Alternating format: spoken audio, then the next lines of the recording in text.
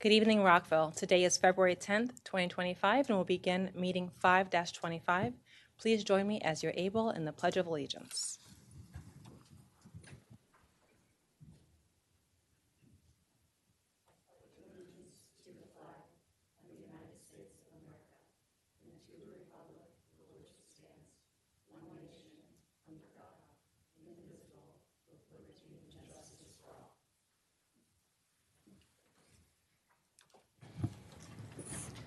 Thank you. Now I want to turn over to our city clerk, Sarah Taylor Farrell. Will you please do an agenda review? Madam Mayor and council members, there are no changes to the agenda for this evening. Thank you. Welcome, Mr. Mihalik, City Manager's report. Mayor Ashton, members of City Council, ladies and gentlemen, good evening. Just a few things. We are carefully monitoring the winter storm. It is not winter storm warning, so we know we're going to get quite a bit of precipitation, but depending on the range in temperatures, it could be rain, then ice, then snow, and then back to ice and rain. So we're going to carefully monitor that. If there are going to be any closure of city facilities or cancellations, we'll try to make those decisions prior to noon tomorrow in order to allow people to make plans. So just know we're very carefully monitoring that. We'll provide plenty of people with notice if things have to be canceled. Secondarily, pleased to tell you that we continue to be actively recruiting for our new chief of police, and we want people to get involved and share their thoughts. So we do have a survey online on the city's website where residents could chime in and share their hopes and dreams for a new chief of police and provide their comments. And I'll use those comments when we are considering finalists that'll come to the city within the next several months. And then lastly, we continue to monitor the activities of the state legislature. I do want to describe just a couple of bills that we're looking at right now. One is House Bill 343, which is speed camera violation efficiencies. Second is House Bill 232. It's really Maryland's version of a bottle bill. House Bill 1032, which is really having Montgomery County have stop sign monitoring. And then House Bill 84, which is a Transportation and Climate Act, which would require the state of Maryland to implement multimodal systems that reduce greenhouse gases. That's all I have, Mayor. Thank you. Thank you very much. And I just wanted to note SB 609, which you mentioned last time, there is a hearing tomorrow at 1 o'clock in case anyone wants to go, and it's related to use of algorithmic device by landlord to determine rent. So, does anyone have any questions for the city manager? All right. Thank you very much. We'll now move on to boards and commissions. We have several folks who have stepped up to volunteer for reappointments for Board of Appeals, Historic District Commission, Senior Citizens Commission, and Retirement Board. We need some motions to move forward. Dr. Miles. Thank you, Madam Mayor. I move the nomination to reappoint Roy Dyckman. I apologize if I mispronounced the last name. It's a reappointment to serve a full 3-year term on the Board of Appeals, until November 1st, 2027. Do we have a second? I'll second. Councilman Valeri seconds. All those in favor, please raise your hand and say aye. Aye. All right, thank you very much. Next, we have Historic District Commission. Councilman Valeri. I move the reappointment of Michael Goldfinger to the Historic District Commission to serve a full 3-year term until February 1st, 2028. Do we have a second? Councilmember Shaw seconds. All those in favor, please raise your hand and say aye. Aye. Aye. It is unanimous. Thank you. Retirement Board. Councilmember Jackson. All right. I move the reappointment of Paulo Perez to the Retirement Board to serve a full 3-year term until July 1st, 2026. Thank you very much. Do we have a second? Councilmember Valeri seconds. All those in favor, please raise your hand and say aye. Aye. Thank you. It's unanimous. Next, we have Senior Citizens Commission. Councilmember Jackson. I move the reappointment of Ellen Wicker to the Senior Citizens Commission to serve a full 3-year term until February 1st, 2028. Do we have a second? Councilmember Shaw seconds. All those in favor, please raise your hand and say aye. Aye. Thank you, and I'll just note to a request to our city clerk's office, if your team can help to reach out to these folks and let them know that they have been approved, and thank them for volunteering, as well as working with the staff liaisons. Thank you very much. Okay. Now we'll move to community forum. All persons, please address the mayor and council and speak in a civil and courteous manner, and be respectful to others. Each person is allowed 3 minutes, and we ask that you stick to the time allowed. There is a time clock in front of you. You will hear an audible beep at the end of your 3 minutes. Please state your name and whether you live in the city of Rockville. Thank you very much. I'll move to Erin Adams. Welcome. Good evening. It's nice to be here tonight. As mentioned, I'm Erin Adams. I don't have a prepared statement like I did last time I was here, so I'll just kind of be freestyling for the next few minutes. So bear with me if I get a little off topic. But I am here to represent the Huntington Tenant Association tonight. As Councilmember Jackson is familiar with, we've had a meeting with him, and I just want to say that I'm very proud of this association, of what they've done and what they've continued to plan and push through, even during some frustrating times outside of what we're doing so far this year. I think we've just still band together, and it's been a wonderful community. And what's exciting is that we're seeing a lot of other associations that are starting to build, and people are coming to us to ask, how can we get this done at our apartment? So we have other associations that are building in the King Farm community, and other associations that are building across neighborhoods in Rockville. And our purpose is, of course, to talk about things that affect us as renters, but we are also, of course, coming together to ask you and continue to ask you to put rent stabilization back on the agenda and to just talk about it. If you want to vote against it, that's your prerogative, but we are asking for it to be put on the agenda. This is something that has been very fascinating for me. I'm a psychologist by training, and I love thinking about why people do what they do. And I have to admit that you guys have been like a very interesting case study for me at trying to understand how you can stonewall people like this who are looking you directly in the eyes and asking you to do something and just refusing to. Has been very interesting for me, and also very disappointing. I also have talked a little bit about the federal worker perspective. Last time I was here, I had no clue what was coming. We just knew that there were maybe some shakeups that were about to happen. I can't say that much, but I don't think I have to tell you guys all of the details. I will tell you I am absolutely exhausted. I don't know if my job will be here next week, and I'll leave it at that. And I will tell you that in talking to other federal workers, one of the first things that came up when we talked about our jobs and our living situations was rent. And so obviously one of the things you think about first is, where am I going to live? And I understand that rent stabilization is a long-term solution. It's one solution of many in all of these.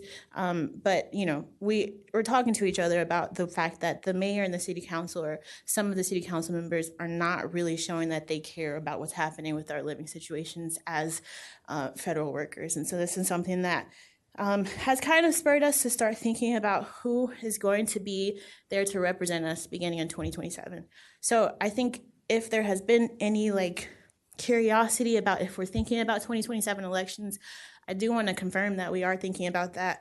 We're thinking about who we might think about replacing people who are not listening to us. I hate to say that because you guys are probably great people, but we are starting to think about candidates. So that can turn around. I would love to see that, and I would love to see rent stabilization on the agenda. Thank you very much for your testimony and time. Is there anyone else who would like to speak? Okay. I will now close community forum. We move to consent agenda.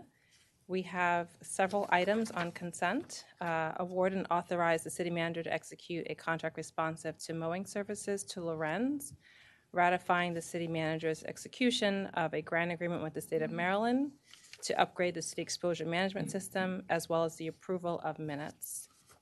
Do we have a motion to approve? Welcome. Councilmember Shaw. Thank you, Madam Mayor. I move to approve consent agenda items A, B, and C. Thank you very much. Councilmember Van Grack. All right, all those in favor, please raise your hand and say aye. Aye. All right, it is unanimous. Thank you very much.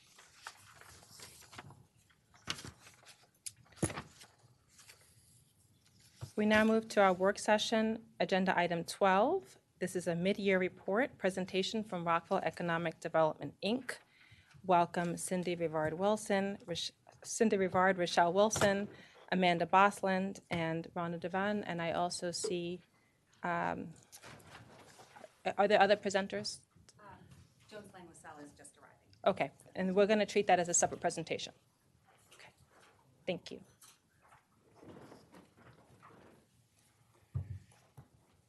Thank you, Mayor and Council. My name is Cynthia Rivard. I am the CEO of Rockville Economic Development, and I have Rochelle Wilson, who's our Deputy Director with me, and also Amanda Bosland, who's going to be at the back there running the slides, but she's also going to speak to some of the marketing. She's our Marketing and Communications Director. Also with us today, we have Rhonda Devan, who's our outsourced CFO, so if you have questions about our books or the finances, Rhonda's here to answer those, and our board chair, Nancy Reglin. And also, I have to say, Morgan Sullivan from Jones Lang LaSalle is also on our board, and they're doing the next work session with you about the market. Thank you. So let's do the first slide. Just for the public, I know you all know this, but I wanted to just again reiterate that we are here to provide economic development services for the city. Our mission is to identify and develop economic opportunities to help Rockville prosper. Next slide. This is our organizational structure and team, which you also have seen before. We do have 2 new personnel. Karen Sipple just joined as the MWBC Managing Director.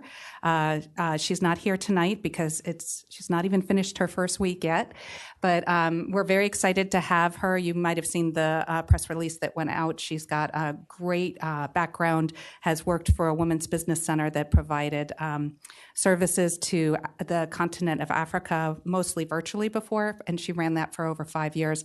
And she's got she was a marketing executive before that, and she's a pastry chef, so she's run her own business. And then Priscilla Durr, we've hired as our administrative coordinator because we promoted Yesenia Cruz to being an associate business consultant. So Priscilla's been with us since the holidays and is doing a great job. Next slide.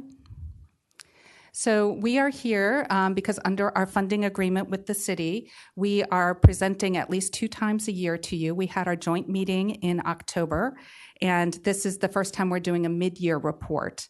So next slide. So this is what our approved budget for fiscal year 25 from the city was. You can see the allocations. Most of it was administrative operating expenses, which includes personnel. The Small Business Impact Fund and the Move Expansion Fund are incentive programs that basically we hold the money until we give it out. We don't spend that. It's a pass-through to run the program. We got $50,000 this year to start and implement life science branding. We have $25,000 for the Rockville Rewards Program, $81,500 for economic development activities, which includes $35,000 for MWBC, and $73,485 for marketing. Next slide. And this is where we were at the end of December. And so that is the mid-years we're showing you, but it is light on expenses mainly because during the holidays, we just really didn't get a lot of the expenses paid as quickly as we normally do in a month. So now at the end of January, marketing and economic development are much closer to the 50% lines. The business incentive programs, again, they get paid out as the incentive review committee makes awards, and the applications for those programs are due twice a year at the end of April and the end of September. So you will see another grouping of them come out after April. The life science branding, we have not spent a lot of that yet because of our process with Medium Giant, where we've been going slower than we'd hoped with the branding project because there's been a lot of outreach, a lot of focus groups. I know the mayor has gotten to touch base along the way of where we are on that process. We've adopted the logo, which you've all seen, and we've are in the middle of choosing a campaign. So it's almost ready. We are looking at maybe having to do a photo shoot to get the photos that we want of people in the lab that we're not finding in stock photos. So that may be the next step before we finalize that. But we're ready with the logos to start to make materials to do our BioBoost events and to do the International Bio Convention in June. And Rockville Rewards also hasn't been spent down as much because that happens in May and June. The next slide. So this slide you've seen before, and it's really just to show what our total budget looks like and how much of it the city of Rockville is funding. You're at 60%. The 4% is really coming from the county. They've given us placemaking grants for the last 2 years, which we are focusing on small-scale manufacturing with those. And then our other funding sources are really the funding sources that support MWBC. Next slide. And this is the allocation of the two incentive programs, the MOVE Expansion and the Small Business Impact Fund. You can see that in fiscal year 25, we've distributed $153,796 to 16 businesses. This has resulted in $1,400,000 of capital investment, 19,887 square feet of new space leased, and 34 full-time jobs. I also wanted to point out that, with Dawson's closing earlier than expected, we did a settlement agreement and they paid some money back into the fund, which we will now be able to reallocate to somebody else. Next slide. Now I'm going to turn this over to Rochelle Wilson, who is the staff member that oversees the Incentive Review Committee and the Incentive Awards. Rochelle? Good evening, Mayor and Council. So for this slide right here, we have a breakdown of all the incentives that have been received from our first deadline, which was September 30th of this year. This is a mixture of both healthcare, clean tech, professional services, businesses here. And I just also wanted to note, we use this program as one of the tools to attract and bring businesses into the city. That's represented by the MOVE recipients, and also expansion with helping businesses expand. And with our Small Business Impact Fund, that's a tool that we have to continue to help businesses stay and continue to grow and scale within the city. Next slide, please. Here is just one of our major projects. Cindy already touched on this, our life science branding project. As she mentioned, we are still working with Medium Giant to finalize. Right now, we are finalizing the campaign, and they're working with us to build out a landing page for this launch. We're also working with Department of Commerce because we are looking to also launch this on more of an international stage, which will be at Bio, which will be held in June in Boston of this year. We are also hosting networking events, which we have marketed and branded as BioBoost. We held our first one last year during May.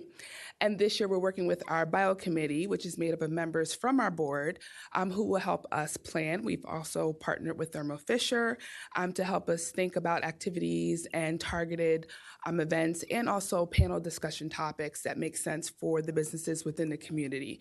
We look at this as an opportunity to bring the businesses together to help and foster that community, but most importantly, help to bridge the gap when it comes to collaboration between different businesses. Next slide. Here's one of our other major projects, small-scale manufacturing. That's one of the emerging industries we have identified from our fiscal year 25 strategic plan. We completed our first small-scale manufacturing cohort, which ended January 31st of this year. And then as of last week, we hosted a graduation for all the businesses that have completed the cohort. The cohort was kicked off in October of 2024. We partnered with a company called 37 Oaks, which they are an educational platform focused on supporting product-based businesses. And so they have curriculum based on that topic to help businesses grow and scale. So it was a mixture of both education, classroom, but also one-on-one coaching, and then some other additional support that will be lent to the businesses that have completed the program. All this was done through the placemaking grant that we received from Montgomery County, and so we were able to receive additional funding for fiscal year 25. We're looking to launch 1 to 2 additional cohorts that will continue to support this industry. The next cohort will focus more on businesses that are looking and ready to scale. Next slide, please. And then our last major project that we're working on is the clean tech industry, which we've also identified as an emerging industry for our focus. We have been working very closely to just have a better understanding of the landscape. We did a presentation to our board last year in November to present our findings. What does the market look like? And then what is our position and what are some recommendations we have moving forward to support this industry? We have also partnered with state-focused groups like Maryland Energy Innovation Accelerator. They're helping us, one, support the entrepreneurs that are within this industry, but most importantly, think of resources and have a better understanding of the support that they need. So in addition, we're looking to host different events. That is an effort that we're using to attract more businesses, but most importantly, get the word out to the existing businesses that are here within the city and let them know that we're here to support them and what resources do we have to do just that. Next slide. Cindy? So as part of our placemaking grant, we also were trying to create an experience of being in Rock East. And so we had allocated $25,000 a couple years ago to try to do a mural project in Rock East and never found a property owner that was willing to do it. But with also assistance from the county's grant, we have been able to work with Promark Partners that owns the new storage facility right behind the Dunkin' Donuts. We worked with VisArts, who put out a call for artists, and we selected Robert Cohen, who happens to be a Rockville resident, and so we're very excited. He did this really beautiful sort of mosaic-looking facade that we're going to fabricate in vinyl and put on probably March when it's a little warmer, and it will stick to the building. And when you get up close, it has little buildings and things in there too. So I think it's a really engaging mural that you will be able to see from far away as a beautiful, colorful thing. And as you get closer, you see more details in it. So very excited that we will be able to kick that off. We'll invite you obviously all to a ribbon cutting when it's ready in the spring. Next slide. So in fiscal year 25, so far, we've worked on supporting a number of attraction businesses, and you can see the list here.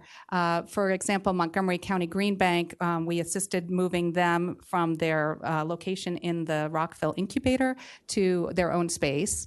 And you can see there's a number of other ones, as Rochelle said, that are in a variety of different industry areas that we've assisted. Next slide. So this is a retail vacancy comparison. This is one of the things that I believe that you all asked for us during our joint meeting. And it shows that City of Rockville overall has a retail vacancy of about 4.9%, which isn't that bad. Overall, the county has a 6% vacancy rate.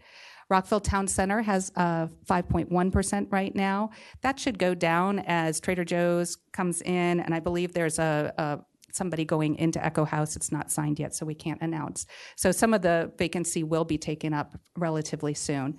And you can see some of our competitive markets that have some newer product. Pike and Rose, Downtown Crown, and Rio don't have much vacancy.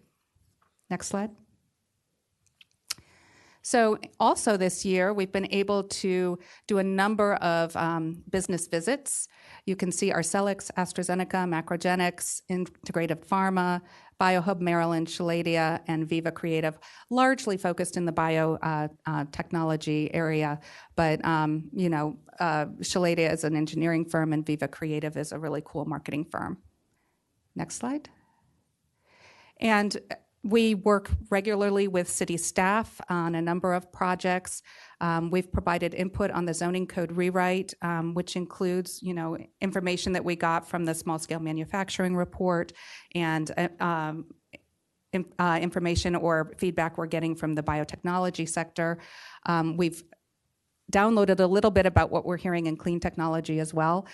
Clean technology is an interesting area. They tend to want similar space as the biotechnology users. So as we're seeing, and you may hear this later, a bit of a slowing in that industry sector, we're hoping to backfill that a little bit with some clean technology. And as you probably heard, Amazon has invested very heavily in one of our energy companies, X Energy, which does small-scale nuclear things. No, I am not a scientist, obviously. So we also have participated in the discussions with staff about the Historic Preservation Work Program. We assisted with the Town Center Plan Amendment and gave a lot of feedback. We're on the steering committee for the Metro Station redesign, and we regularly collaborate with procurement on seminars for businesses. And I have to say, we've been meeting with the new department heads, Ryan Trout and Tara Stewart, and we work regularly with Ricky's folks. So next slide. And now I'm going to turn it over to Amanda, who's going to talk about a number of our marketing efforts and communication channels. Good evening, Mayor and Council.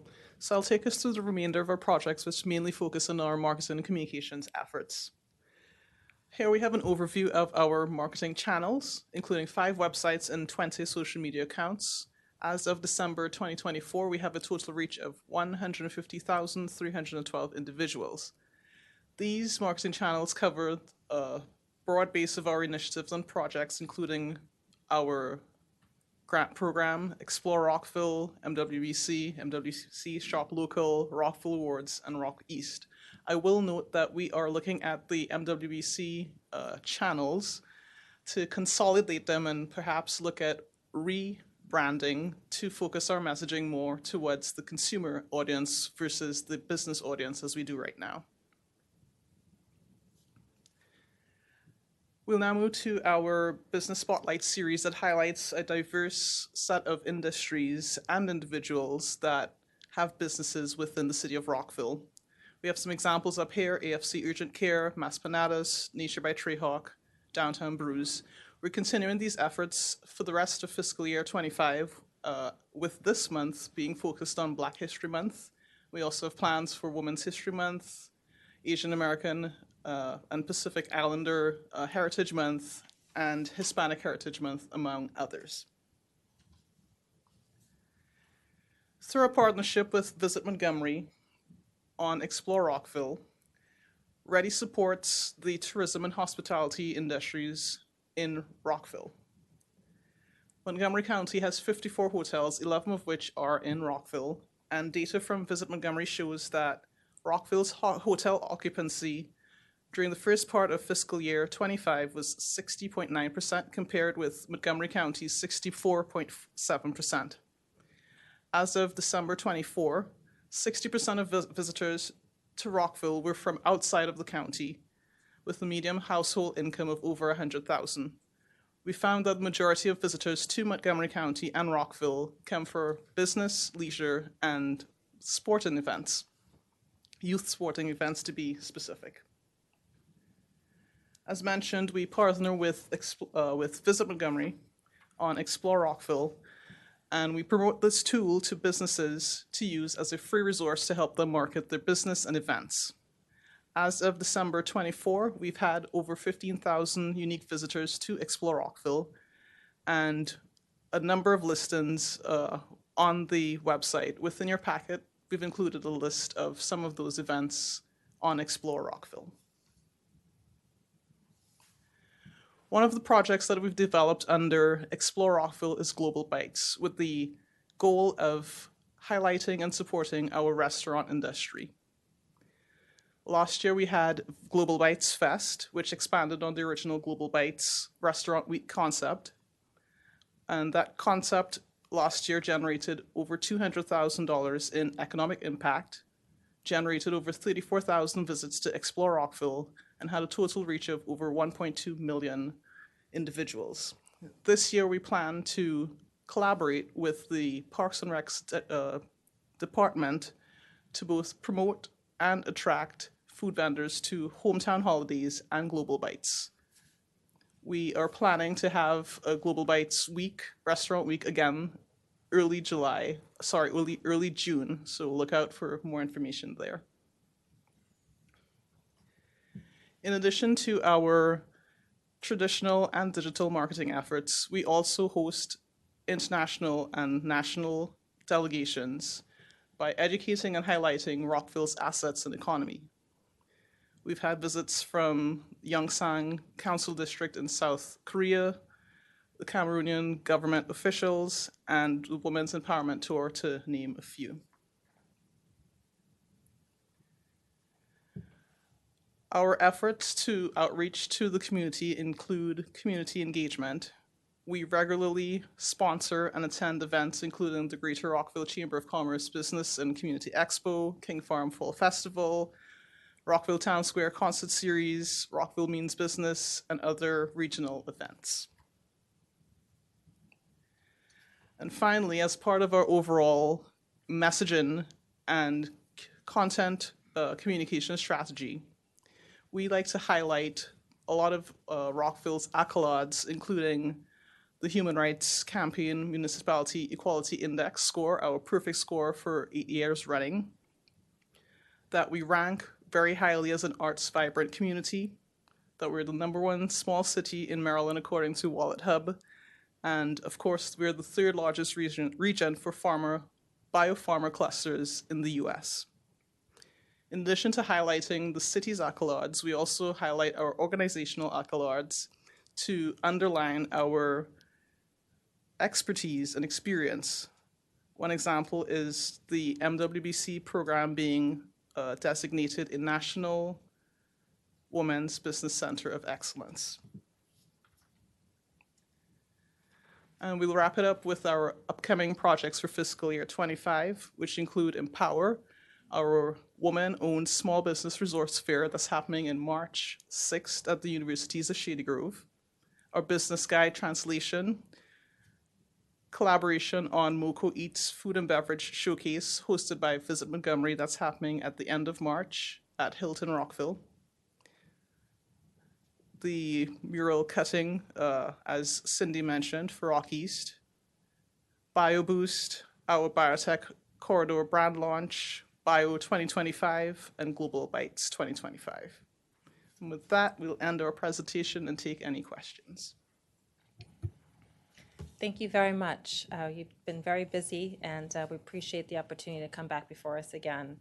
I will just note that Rockville is very fortunate, as not only do we have Ready doing the relocation support services, but I think something unique about our municipality is the ability to provide technical assistance. I've met many of the businesses that you've helped, and they're small mom and pop people who are trying to, live out their dreams, and I've seen how you've been able to help some of them avoid some pitfalls in business that could be very costly, that could make a family go bankrupt, to help them actually be successful. So I just wanted to call that out. Also appreciate the collaboration that I see you doing, not only locally here in Rockville with the Chamber, but with Montgomery County, as well as the state and our federal representatives. I know that you are hopeful for an earmark to come to extend the resources that we provide you here in the city. So I think that's also being very creative of looking for other funding sources, finding ways to create partnerships that help to elevate economic opportunity and development. I also know that you've partnered with groups like the Black Collective to do financial literacy training. So not only thinking about the business aspect, but looking at economic opportunity for all. So I just wanted to acknowledge that. I had a chance to stop by your small scale manufacturing cohort graduation and hear the stories of Rockville families and others who are trying to start their own businesses. And it was very interesting to hear how they benefited from the programs firsthand. I was just curious if you're going to have another cohort, or what are your plans for that? I do know, as we look at commercial real estate, that has been a challenging situation post-COVID. I know we'll hear more about that later, but one of the bright lights is the small-scale manufacturing opportunity. Helps small businesses, but also helps find ways to address vacancy rates in that area. Yes, thank you, Mayor. We definitely plan to have a few more cohorts. We received a $100,000 grant last fiscal year from the county, and they've given us $85,000 this year. So we've been using that money largely to support having these cohorts. So the first cohort focused on emerging businesses.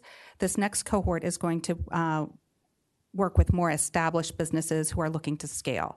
And then we'll see where we are in the pipeline with where the next one will be, if it will again be with the more emerging or if we have enough that are scaling.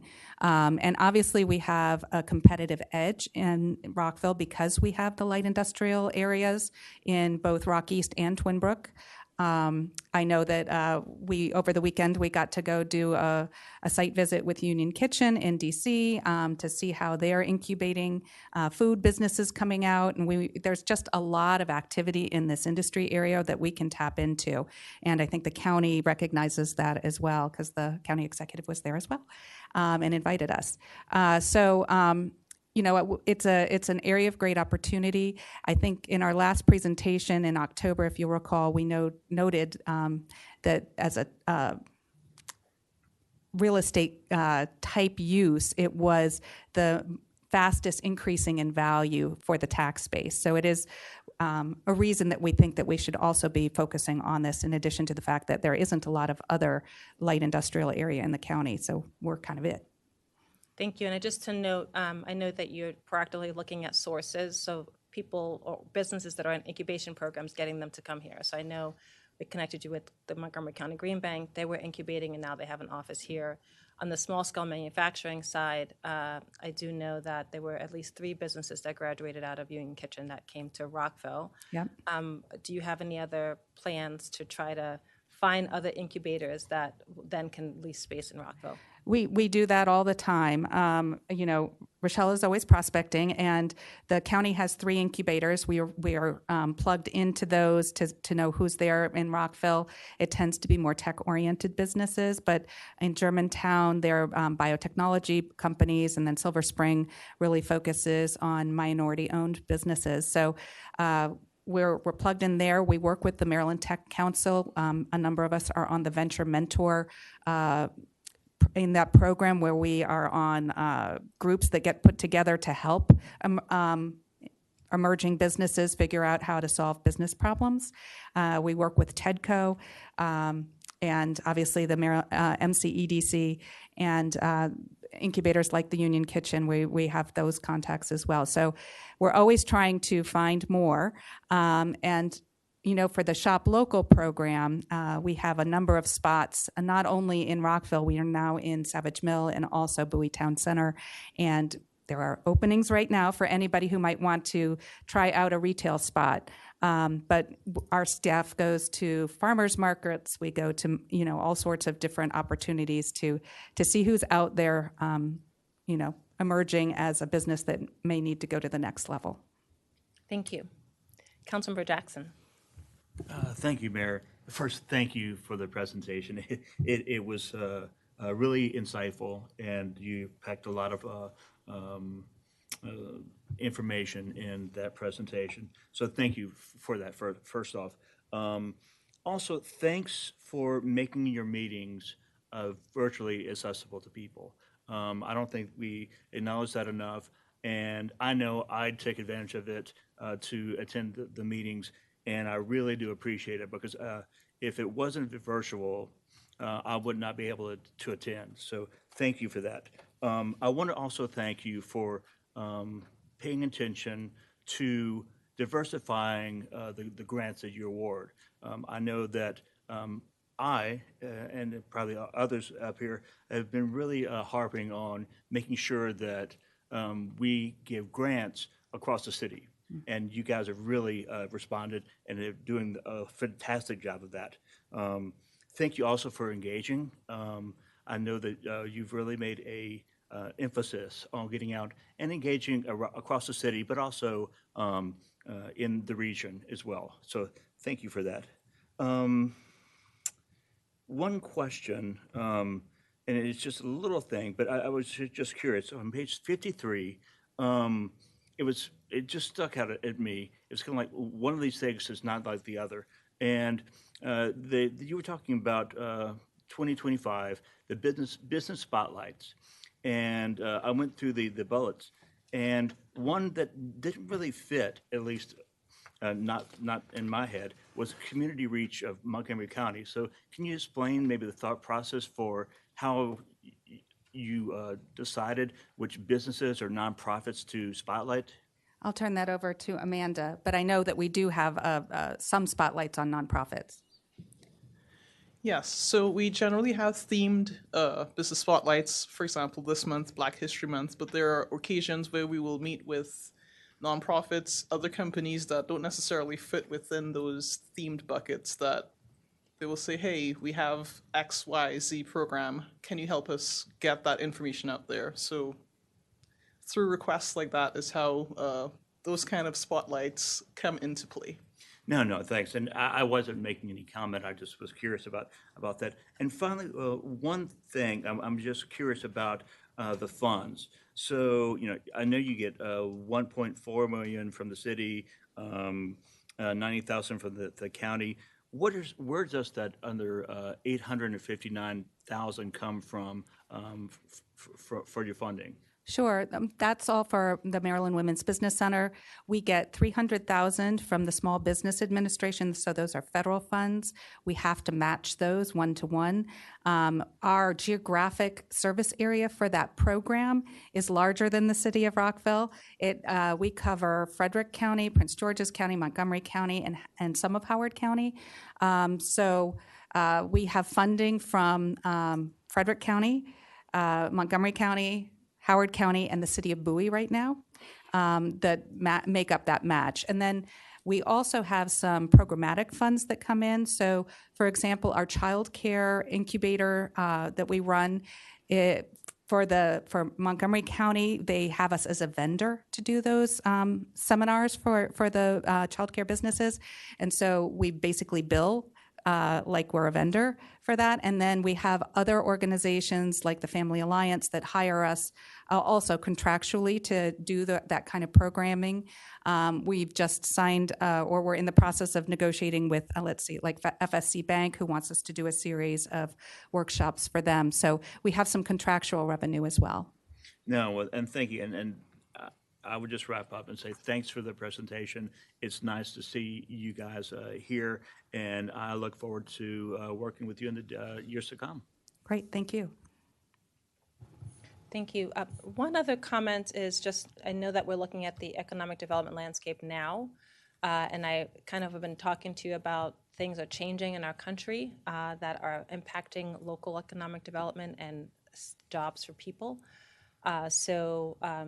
Just thinking about, I know I'll ask this in the next presentation in terms of the commercial real estate space of the federal government, but from your perspective, how can we support our federal workforce? I know that some of us are working with the county and state and others, and there's some forums that are happening this week, but I just think it's really important because you can't talk about the economy and not be grounded in what is going on for so many families in Rockville at this time who are not sure if they have a job or know that they will be laid off soon.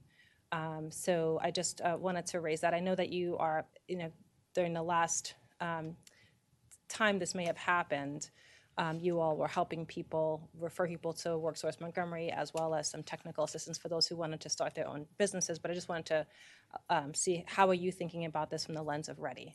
Sure, and obviously it's a rapidly unfolding situation.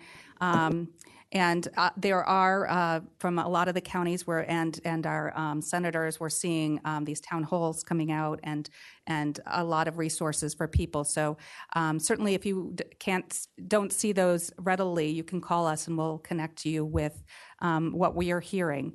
And as you said, Mayor, we provide the assistance to start your own business. So if you want to hang out a shingle, if you want to be a consultant, we can help you get set up so that you're prepared to do that. If you want to have retooled skills, we can certainly connect you with WorkSource Montgomery to do that. We know that there's a lot of healthcare jobs and a lot of biotech jobs available. The BioHub that Maryland Tech Council just launched in just on the line of Rockville, is training people to be ready for those lab jobs. So, and Montgomery College and University of Shady Grove both have, a number of programs to upskill yourself or change skills if you're interested in that. So, we're here to support people in having those conversations and looking at options like that. When we looked at the jobs in Rockville, about 20% are government jobs, but that includes those who are in the county and the city. So I think it's a total of about 15,000 government jobs. And if you back those out, that's what we're looking at as far as the jobs that are in the city. And I know Rochelle has taken a look at what federal space there is available, and there's 4 major properties, and I think it's about 172,000 square feet of federal leased space in the city. So we are keeping a close eye on all of that, but certainly if anybody wants to talk through options, give us a call. On that note, I'm just wondering, I know I mentioned this to the city manager about potentially doing a Rockville Reports article as well as some social posts, but maybe even a dedicated page, just because you can't talk about economic development without thinking about jobs, just to share some of the resources that we're seeing from the state and the county, so that we have a place within Rockville that people can go to as a reference source. Yeah. Thank you.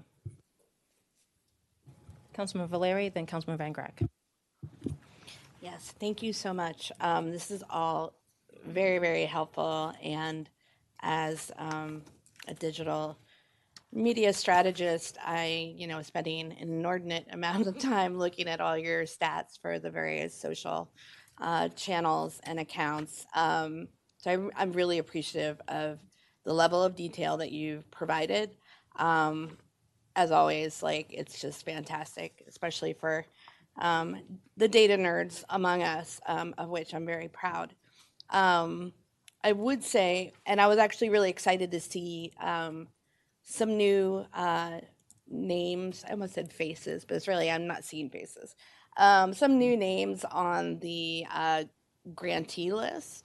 And in particular, I know of a couple of them. And I realized as I was looking through them, the public benefit to providing the grant, that should be something that, and I throw this out to my colleagues as well, that we should be actively promoting as well. That the fact that they're a grantee, and I'll look at just St. Valley as an example, offering free and reduced art classes to children.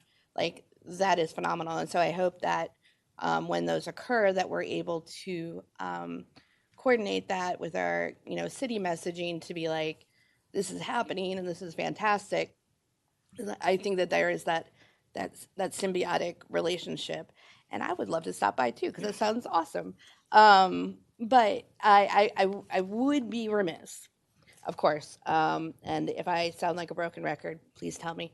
I would be remiss if I am not still saddened by the lack of a section for Twinbrook on Explore Rockville. I think I've been, my colleagues can tell me as well, pretty consistent in that. If Rock East is only going to be focused on the East Rockville and Lincoln Park adjacent community, which I totally get, I think, again, going to your point of, there's not that many light industrial spaces left. And I think that we're going to see a lot of interesting opportunities around the Twinbrook Metro and that light industrial. And looking at the list of grantees, 2 of them are in Twinbrook. So I think it would not only be beneficial for the grantees to help promote that, and it might actually grow Ready's network, and hopefully we could get them connected to other resources as well. I like I said, I know I've said this before, so I apologize for being repetitive, but I do feel very strongly that we don't have a lot of, when I was looking at the various sections on the Explore Rockville website,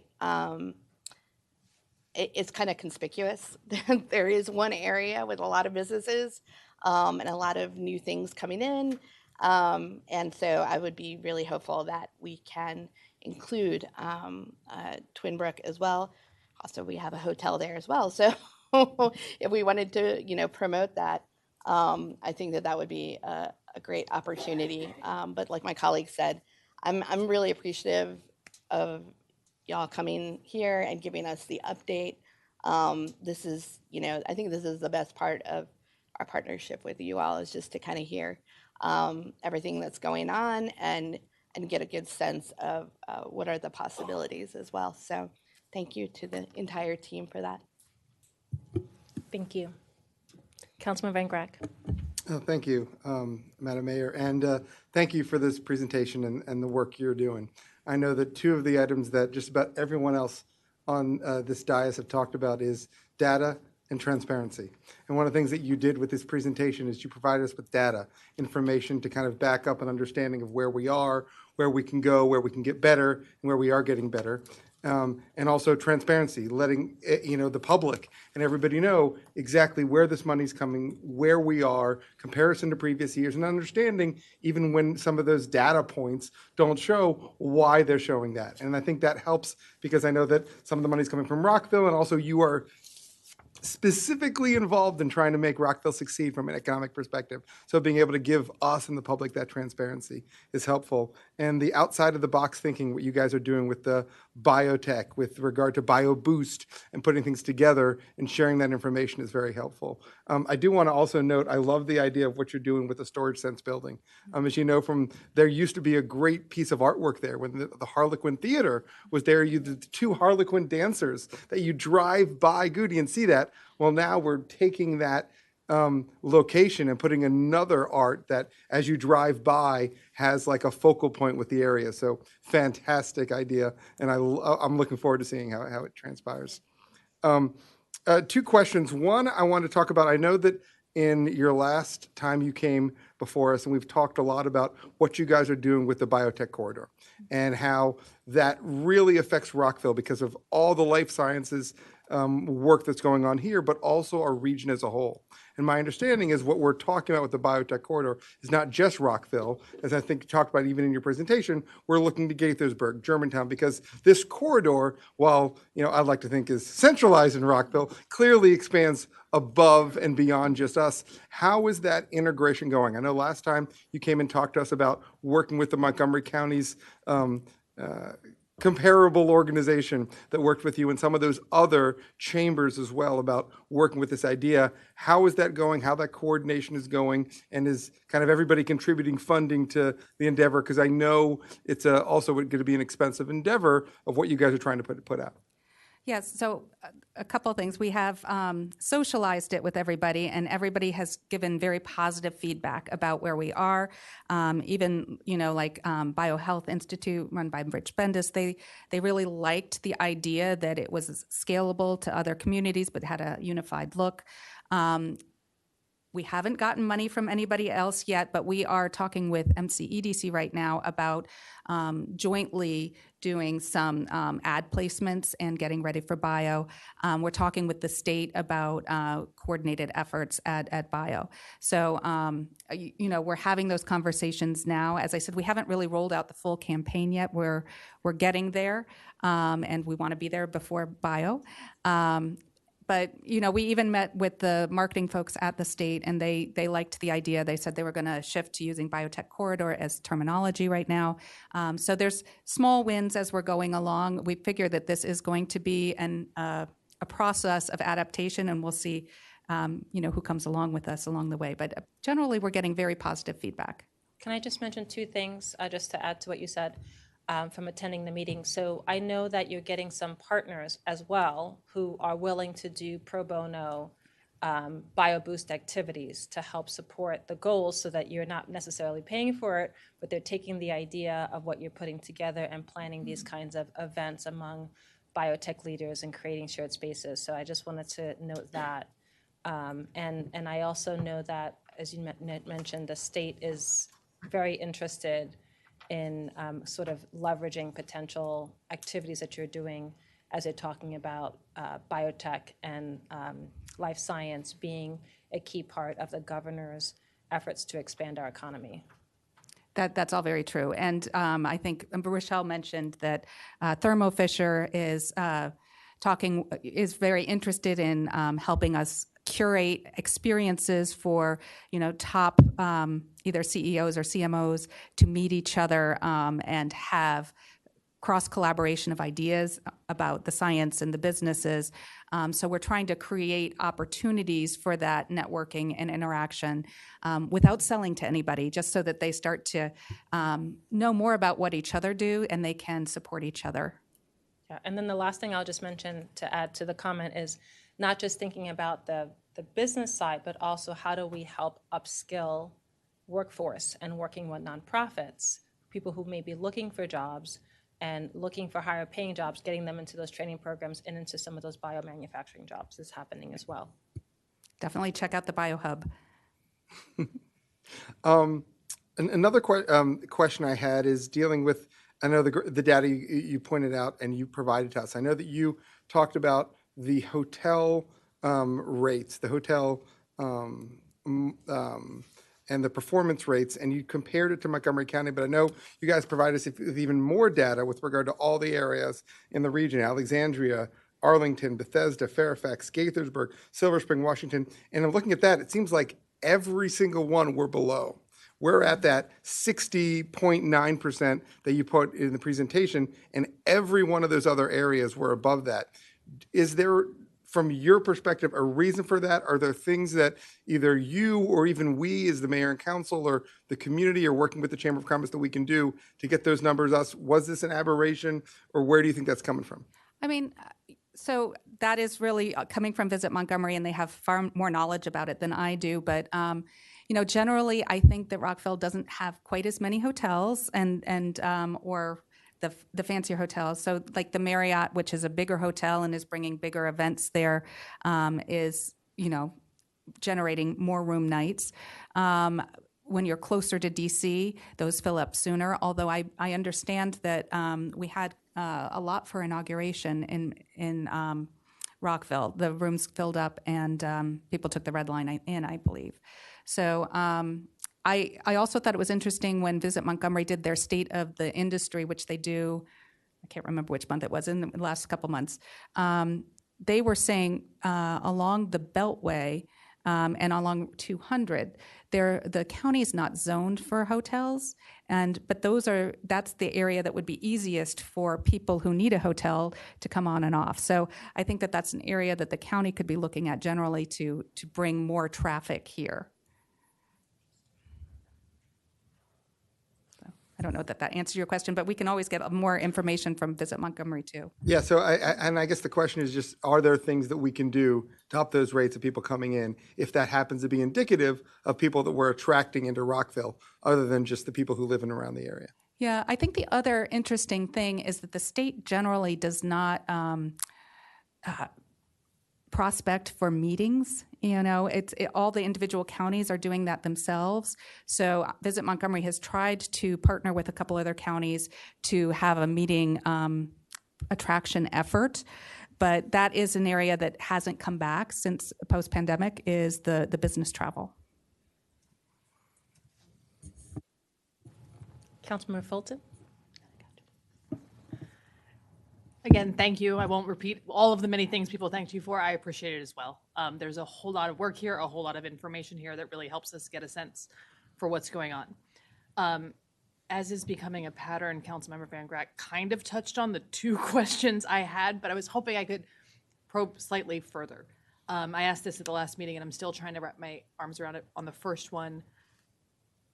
Trying to figure out what the right balance of partnership is between strong advocacy for within Rockville and partnering with our county and other neighbors. Mm-hmm. Like, I know that, for example, some of the events and businesses on Explore Rockville and elsewhere aren't technically in Rockville. I know there's a good reason for that. I think there's partnerships there. And I'm also curious about the biotech corridor. I didn't realize, we developed that logo so that it could be used by others. But as of right now, we are the only ones that have contributed to the design. Is that right? That is correct, and we are trademarking it, and if anybody else wanted to use it, they would have to license it, and we would have a component of them making sure to invest in, growing the brand. So it wouldn't be like they can just come in and use it for free. All right, that's good to know. Still, though, there's a difference. Like, we could have made it anyway. So I'm still trying to find a way for me to be able to wrap my arms around where that balance should be. I saw in the budget, like, there's like $90,000 of funding other, and I know Montgomery County Economic Development is in there, and Montgomery County is in there. It's all from Montgomery County, yeah. Well, there's $90,000 and there's a bunch of organizations listed. So it's a piece of that is Montgomery County, right? The 90,000 is all Montgomery County Okay. for the placemaking grant that they gave us. The other amount was MWBC, and that was all the other funders. Excellent. I'm sorry, I misunderstood that. Okay. So that's one area that I'm still trying to wrap my head around, the appropriate for partnership versus advocacy for our city. The other question I have, and this is where I will sound like a broken record, is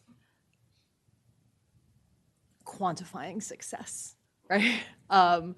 That question, like, there is so much output here. There, all of the meetings, all of the efforts, there is activity, but the data on the outcomes doesn't necessarily show us doing better than trend. And there was one that did and most that didn't. And I'm not saying that's there's probably all the reason in the world for that. But I think at our last meeting, we talked about the different ways to quantify data to show trend and outcomes, successful outcomes. Do you have any thoughts on how we'll be able to get more granular about that in the future? Sure. I would say, we are tracking for most of our efforts, and certainly the incentives, the amount of absorption. So how much square footage gets filled, how many jobs do our efforts create, and what are the capital investments. And we track that for the Maryland Women's Business Center as well. So those are key indicators that show, investment in our community, and those have exponential effects. The other thing I would point out is that studies show, and I don't have one at the tip of my tongue, but if you do nothing, you fall way behind. So even if we're not getting ahead, we're at least staying there in the areas that you may be concerned about. We're not falling behind, and that's a very important part of economic development too. You will see communities just fall behind because they're not investing in the community. They're not investing in their businesses. Thanks so much. That's really helpful. We are the city benefits from all of this work and the commitment to economic development. So thank you. Great. Councilmember Shaw. I want to echo my colleagues and thank you for all your excellent work as well as the presentation. I just had one question. If you can share a little bit, talk a little bit more about any collaboration or partnership between biotech, life sciences, and the federal government. We're not doing any of that right now. I know that, obviously NIH and FDA are close. There's ties through all of that, but, I don't think we're directly interfacing. You did, it's not in this reporting period, but you did do an event with the Small Business Innovation Research Program to help biotech businesses learn how to access federal funds. We did do that. We went to NIH and told them about our resources, for sure. And opened up something for biotechs in this area to learn how to get grants. Yes, and we work regularly with the Institute of Cancer, because Michael Salgaller there is an economic development person that they have put in charge of trying to commercialize innovation that's happening there. So he's one of our main contacts for getting, technology out of NIH into the commercial sector. Okay, thank you. Dr. Miles. Thank you, Madam Mayor. Want to echo the thanks of my colleagues to you and your colleagues and all the great work y'all do. This is more of a speculative question. We don't and are still coming to grips with what's happening at the federal level in terms of whether folks are going back to work, where they're going to work. In some instances, some agencies have downsized prior to this, and there's not enough office space. Are there any conversations, again, speculative, with any of the federal partners to see if they need space, and if so, how we might fulfill that need? We have not been having any of those directly, but I think that's probably a good question for our next presenters who are looking at the market. Dr. Miles, are you good? Okay, all right. We'll have a replay of that question next session. I have a couple quick questions. One is this whole entire body worked very hard on the Rockville Town Center Master Plan, and a plan is a plan unless it's implemented. And so one of the things I wanted to see is how Ready could work with our planning department and city manager team to start putting that plan into action. So how do we go out and pursue the kinds of housing creators and business creators that we want to see in town center? Obviously, I know you worked on the WMATA stuff as well, but I just wanted to say there may be a need to have a dedicated discussion about how do we bring that plan to life, and what is the role between the two in terms of helping to paint the picture of here's what Rockville has to offer, and then working with Ready to go out and help prospect, and then turning those leads back over to the planning team. And I think we have been talking about this. I think it is got to be a concerted effort, and probably have a team of us put together to each contribute our portion of that. But yes, I think that we would be well positioned to take the information about what we want to be selling and what the initial goals are, to create a piece that of why town center that we can all use in trying to bring the whatever developers or businesses that are our first priorities there. Thank you. I just want to ask our city manager, does that sound like a good approach? It does, Mayor. Thank you. Okay, thank you. And then eventually we'll get to the zoning ordinance rewrite, which covers much more parts of the We're city. very excited about that.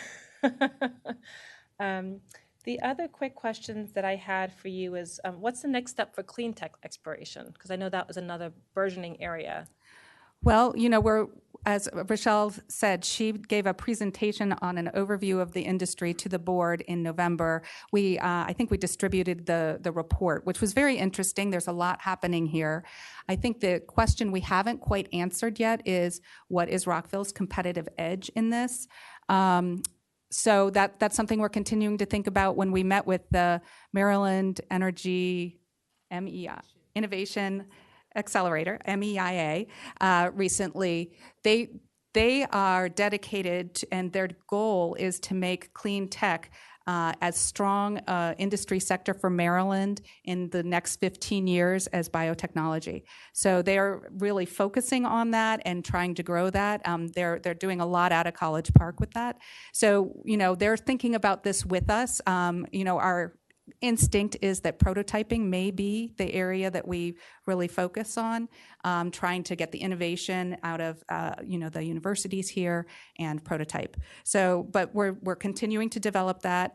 We had the Green Bank come and speak to our board last month. We're going to have MEIA come and talk to our board in March, and I expect that this will be a matter of some discussion at our retreat in April, which you are all invited to. I think it's something that we're continuing to understand, but it's a growing industry area. And like we said, there's investment happening in Rockville that's pretty significant, especially with X Energy. So we want to figure out how do we maximize that. One of my colleagues asked in terms of how are we comparing in other jurisdictions. Now they looked at the hotel metric in particular as one that you highlight, but I just would be curious in the future to see how we're doing, comparatively speaking, on the healthcare professions like services and biotech, and then also small-scale manufacturing. And then to my colleague's point, she's not here, but how can we market the small-scale manufacturing spaces and businesses in Twin Brook? I know that we had a dedicated Rock East. Would you expand Rock East? Would it be a different name? I just want to think about that as well. We've explored that with planning, and it doesn't make sense to change the Rock East planning area to also include Twin Brook, but we have adapted the placemaking grant with the county. We are serving Twin Brook and Rock East with that placemaking effort and the cohorts. And we're actively looking at both areas for the prospects we have. Thank you. All right. Thank you so much for a fantastic presentation. We really appreciate all the work you're doing. And thank you to the board as well.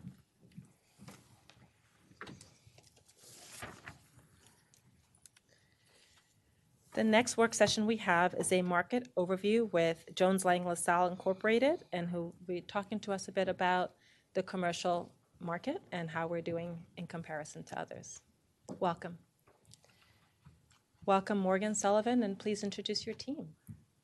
I think you have Michael Hartnett and Tom Lanoy. Would you like for us to stand here? Is that the best? That would be fantastic. Or if you want we to have a sit with staff presentation? there, that's fine, whatever you prefer. We can pull, if you would, please pull the presentation up. They I have it up. might- Forgive me? They have it up there. Yeah, excellent. I might be doing the least amount of talking, so I'll ask my colleagues to come on over. Thank you so very, very much. Delighted to be here. We are with JLL. We're a Fortune 200 publicly traded real estate services company, approximately 120,000 people in 70 different countries globally. What's most important, though, is here in Metro DC, we have approximately 3,000 employees, and in Montgomery County, we have approximately 150 employees. We are headquartered in Montgomery County at Pike and Rose, where we just renewed our lease for another 10 years. We have approximately 40 people that report to work at that location at Pike and Rose. I turned 32, actually I turned 33 at JLL this coming May, so I'm staring down the barrel of longer than I would have expected there, but delighted to be here in front of you, and my specialty is suburban Maryland leasing and commercial sales, and I've been a privileged member of Cindy's board for in excess of 10 years. Thank you and welcome. Thank you. Sure. Thank you, Morgan. Good evening. My name is Michael Hartnett, and I lead the research platform for JLL across the Mid-Atlantic region. So really happy to be here this evening and really put into context what we're seeing market fundamentals-wise at the national level, bring that down to the Metro DC regional level, and then talk about Rockville and answer any questions. So I'll let Tommy, my colleague, introduce himself, and then I'll proceed. Thank you, Morgan and Michael, and thank you, Mayor and Council, for having us.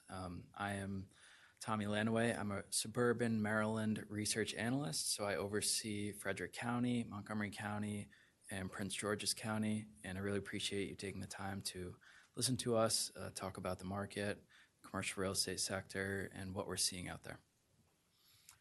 So one suggestion we have is we would find most utility for you folks if we have a dialogue rather than a monologue. So as we go through these slides, if there's areas you'd like for us to drill down to, or alternatively, if you want us to speed up a little bit, you just signal to us and we will respond in kind.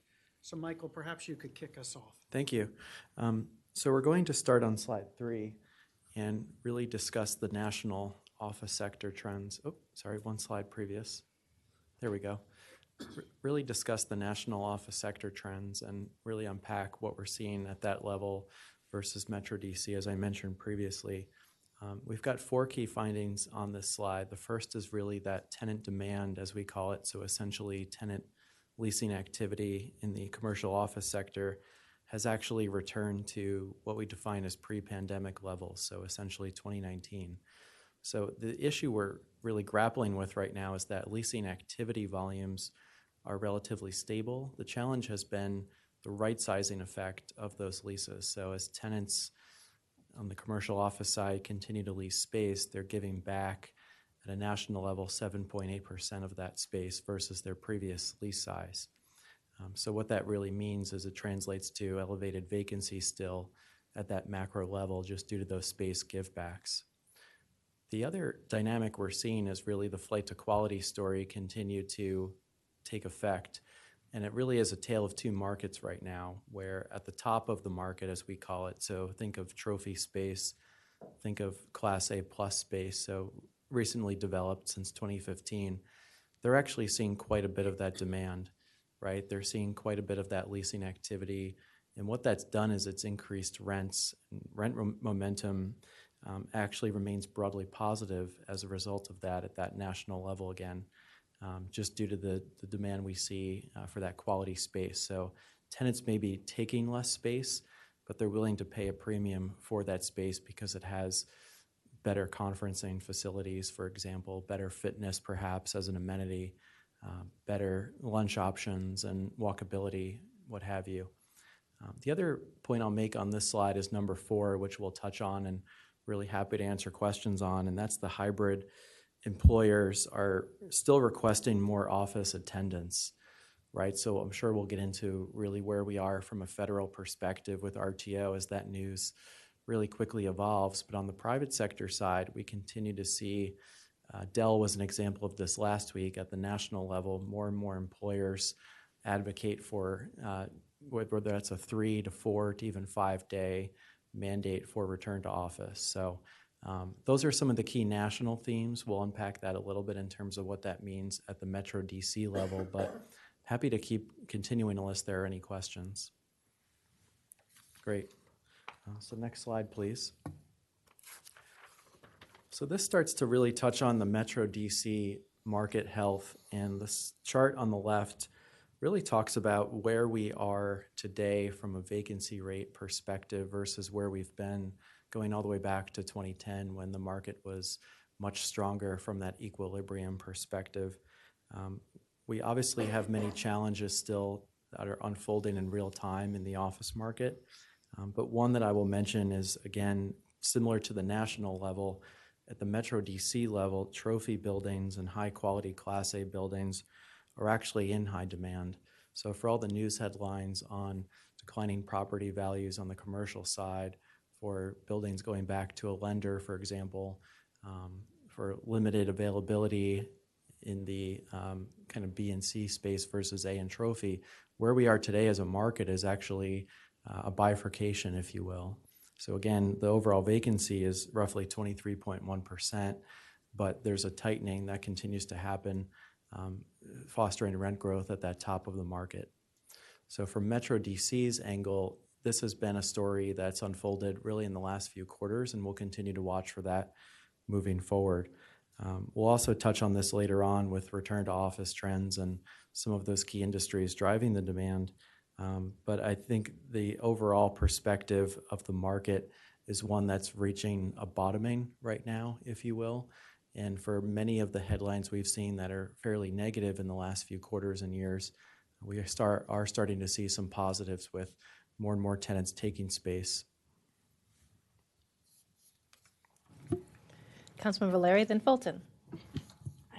If you go back, thank you. Sure. Can you explain a little bit of what we're looking at with this map? Sure.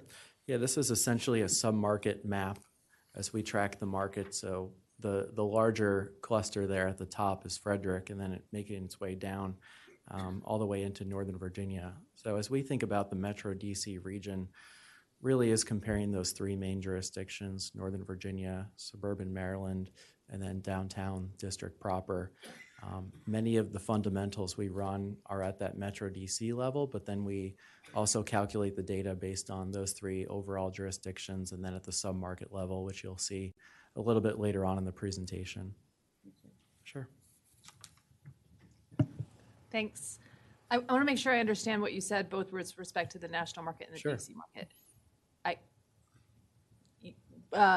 I'll say higher quality buildings, I think trophy or Class A. Sure. You said at the national level and the local level are gleaning more higher rents. People are willing to pay more for them. Yes. Is the vacancy rate in those buildings also lower at the national level and the DC level, or is the vacancy the same? They're just paying more for what they're taking? Yes, excellent question. So at the national level and regional level, you've got vacancy rates north of 20%. When you start to slice that by property class, starting with trophy, it ends up ranging from 15 to 20% in some pockets and all the way down to single digits in others. So I'll pick on downtown Washington, D.C. for a second as an example here, where you've got vacancy rates of 23% for the district, but the trophy market is only 9% vacant. And that just, again, speaks to that flight to quality we've seen. That's helpful. Thank you. Thank you. Given the amount of vacant space available and, as you said, the flight to quality, are you finding that tenants are able to negotiate more for better deals? Yes. So concessions have, which is essentially tenant improvement allowance, so building out your space, as well as rent abatement at the time of signing.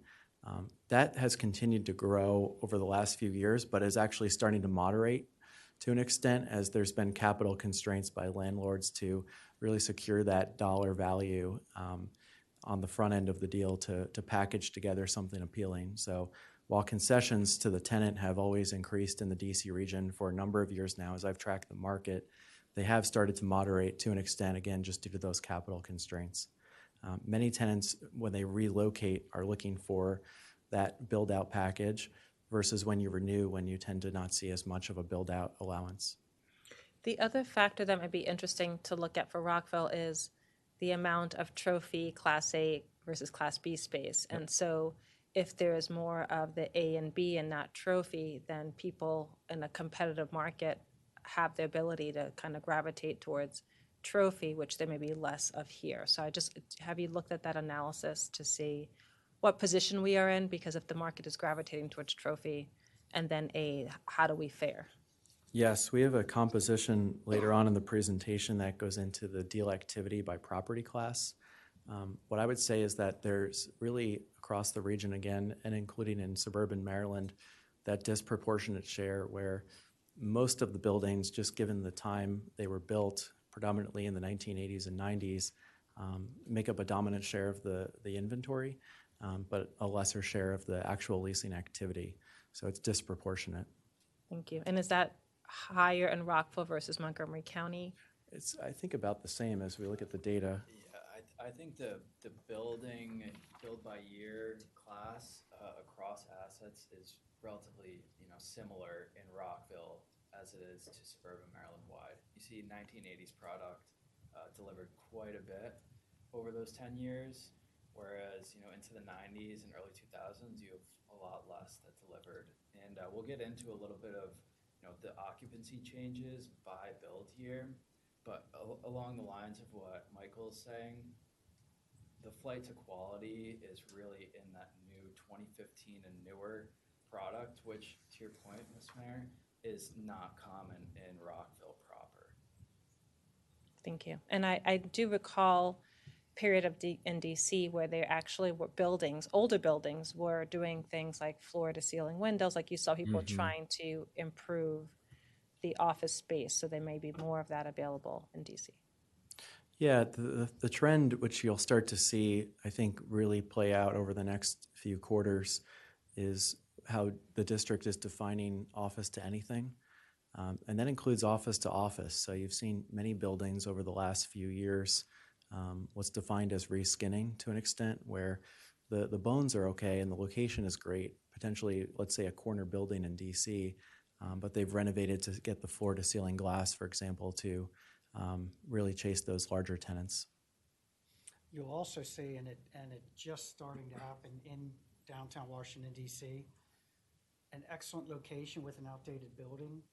That building will get torn down and a new building will be built in its identical footprint, but that will be a trophy asset. And the first we've seen of that is Boston Properties at 12th and F to accommodate McDermott, Will and Emery law firm and Wilson Sassini law firm.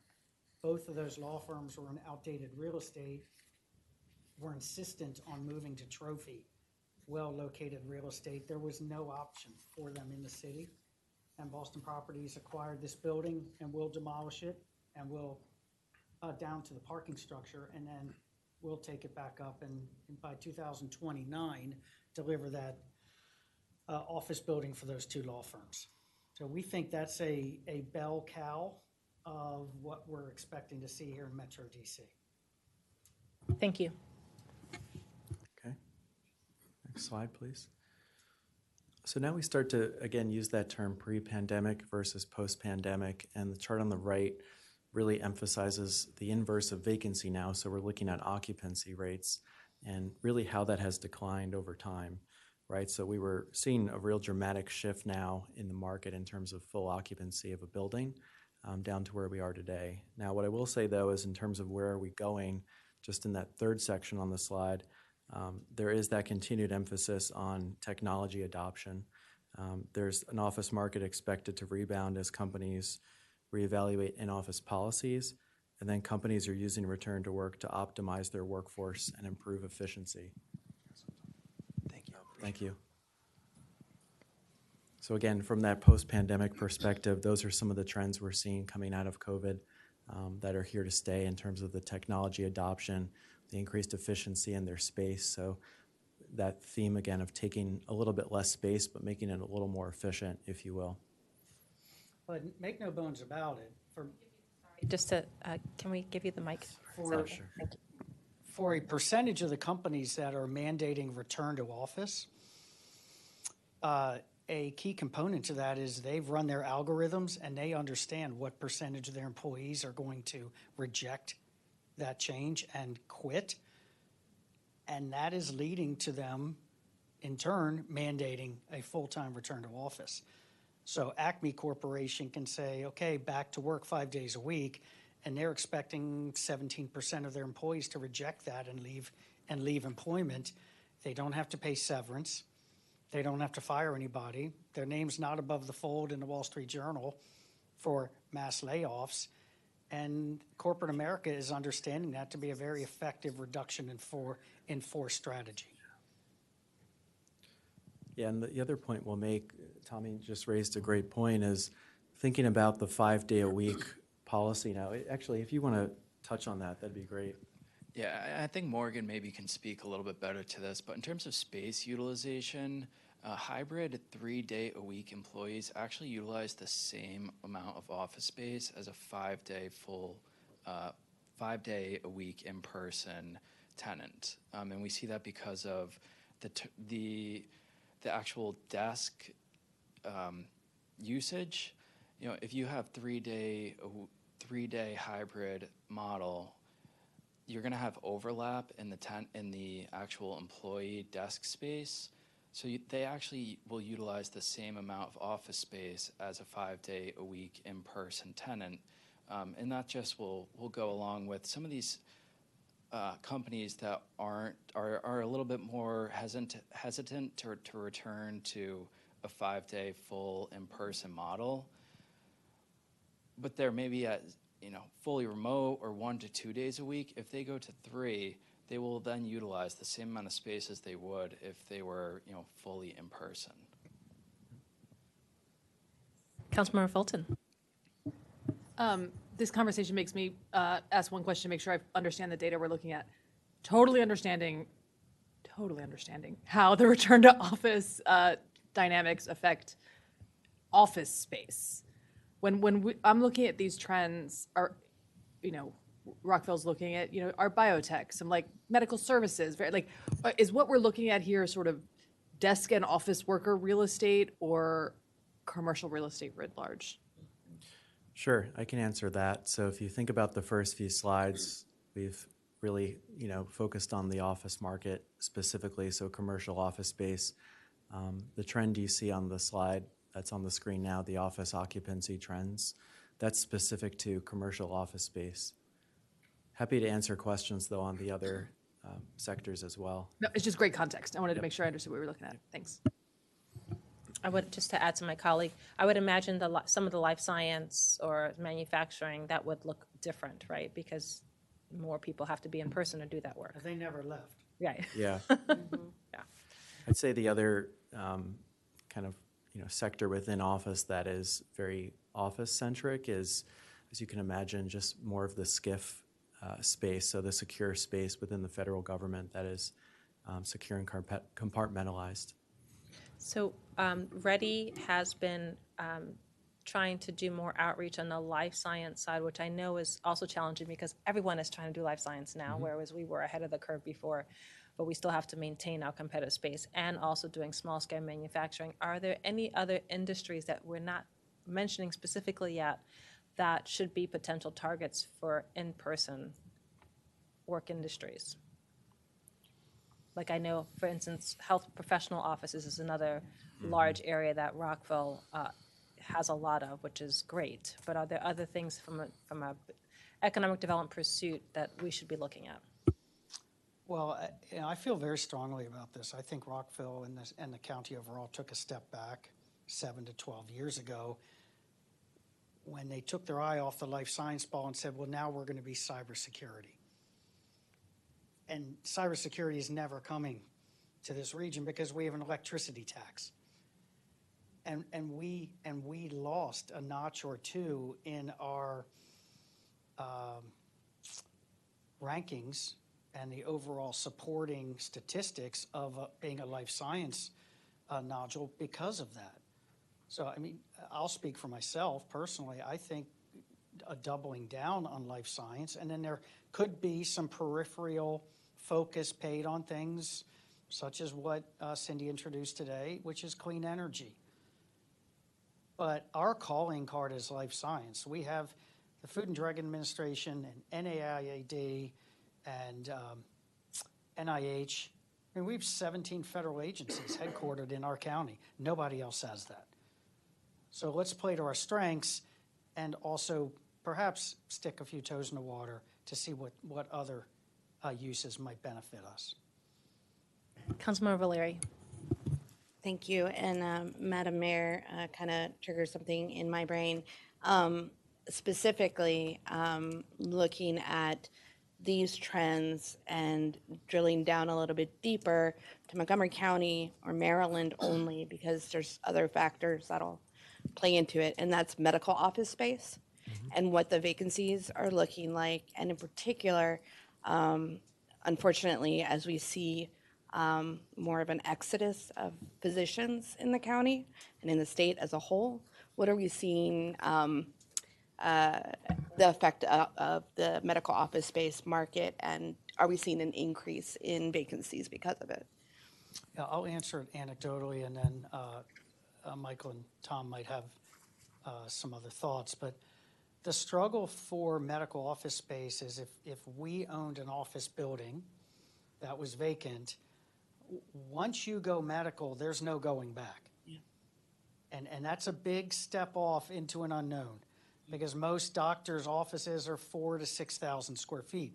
Now, could you get Hopkins to take your full building? Maybe, perhaps. It's a massive gamble. But once you go medical, you eliminate the option of then doing administrative office leasing. Mm-hmm. And many landlords are unwilling to take that risk. Yeah. That's what I was afraid of. And I just think it's something to keep an eye on.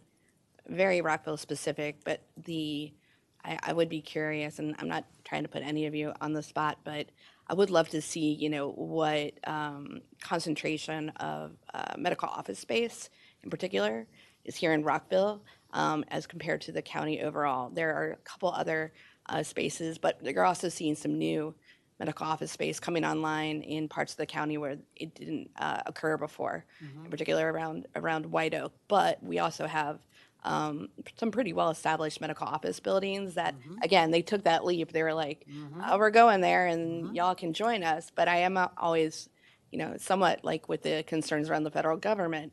If you start losing people and they're not practicing in the state anymore, then what is going to happen to that market? So that's kind of in the back of my head when I ask that question. No, you're right to think about it. What impact is AI and telehealth going to have on our practitioners and our visits? We don't know.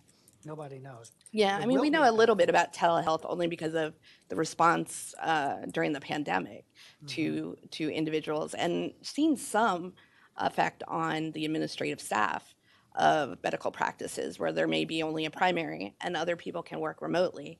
But that doesn't change the overall use, like you were talking about, the use of desk space. It's something I'm kind of keeping more than half an eye on, because it's going to, I think, come to a head very soon because of the marketplace in general, the practice space that Maryland is occupying right now. Mm-hmm. Thank you. Please continue. Great. So we've touched on return to office quite a bit already. I think for purposes of keeping the dialogue going, and we touched on industries a little bit in the previous question, I'll flip to the next slide, which is on artificial intelligence, which we're really defining as a revolution right now, as we can all probably agree. in the room. If you look at job postings, just an interesting stat my team pulled recently. So we track not just the employment numbers, but actual active postings in the market. The DC region ranks number 2 in the US behind Silicon Valley right now for artificial intelligence, again, job postings. And a lot of that data is really embedded in many of the sectors that we mentioned on this slide, such as defense, biotech, et cetera.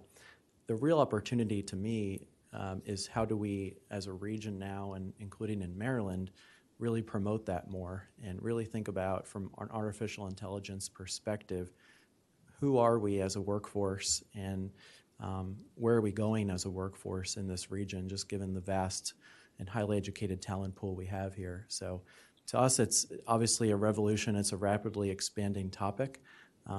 Many of these sectors that you think about are not necessarily all office-centric.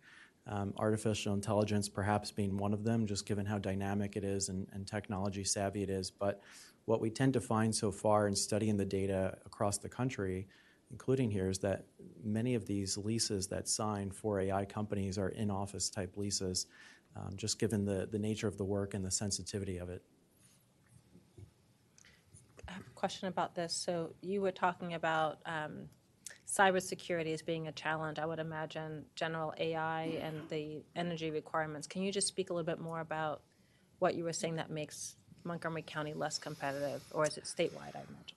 Right. The cybersecurity was much more data center oriented, which are massive consumers of electricity. What Michael's referring to and referred to was quite a bit of this AI is actually administrative office. It's a lot of really smart people together to help continue to create this phenomenon. So it's not as energy dependent other than any other office inhabitant would be. So our region, our city could theoretically effectively compete for that workforce. Mm-hmm. Okay. Thank you. Okay. So what we started to do at the presentation is introduce, again, a lot of those national and regional themes, touched on some industries as well, like artificial intelligence. Now what we wanted to do is drill down into the numbers a little bit more, with the focus still being on the commercial office statistics. And I'll let Tommy introduce some of those key themes. This chart up here speaks a little bit to what I was mentioning earlier, and this really showcases the flight to quality that we're seeing in the market, in particular by year built. So like I was saying, with the aging office product, specifically in the 1980s, when you saw a lot of deliveries, you see the most occupancy loss in that decade. And then even back further into the 70s, and then early 2000s, when there was a handful of product delivery as well. Again, across the board in aging product, we see occupancy loss. Now in the new product, the 2015 and newer, this is going to be your trophy product for the most part.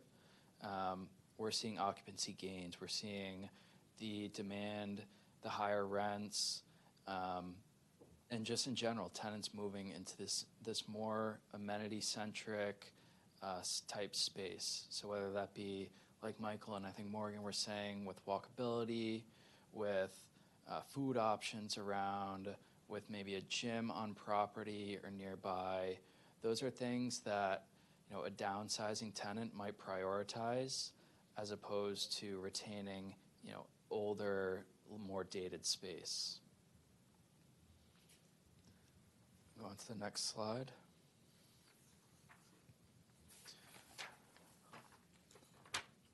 This speaks a little bit to the urban versus suburban market in suburban Maryland. And again, just to clarify, suburban Maryland, for our purposes at JLL, is Prince George's County, Montgomery County, and Frederick County. But in this slide, we look at the urban markets. So those are going to be Bethesda, CBD, so your central business district right downtown, Silver Spring, and Chevy Chase. And we see at the pre-pandemic stage, they were at a lower vacancy than the suburban markets, and we consider those to be north of the Beltway. And then to where we're at now, we see that the urban markets are faring worse than the suburban markets. They saw even a more dramatic increase in this vacancy than the suburban markets. So just something, that is interesting as the tide kind of starts to change is how is the urban markets going to fare relative to the suburban markets, especially considering the pre-pandemic levels. The suburban markets were a little bit higher in vacancy. So are we going to see the suburban markets return to where they were, go lower? I think there's still a lot of questions there, but something that we're tracking and keeping an eye on. I have a question. That it looks like the spread is narrowing here. They used to be more of a closer to a 4 or 5 point spread. But I was just curious because the previous comment about looking at trophy space, are you seeing more trophy space being done in suburban markets? I would think that would be more in urban markets. And then also, if people are looking for amenities like walkability, that isn't always in suburban markets. So I was just curious as to the juxtaposition between those data points. Yeah, I'll touch on that briefly, and then maybe Morgan can follow up.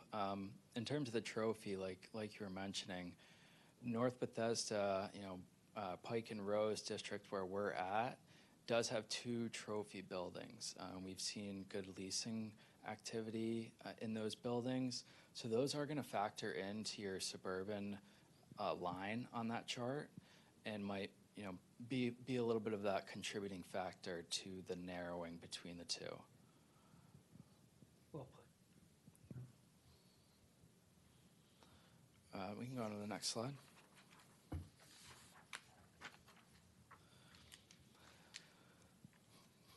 Similar theme here, but this is going to show leasing volume by asset class. And so, again, this is showing not only your flight to quality, with the A being that dark but not the darkest blue, having the most leasing volume. We're seeing the tenants prioritize that newer, nicer space.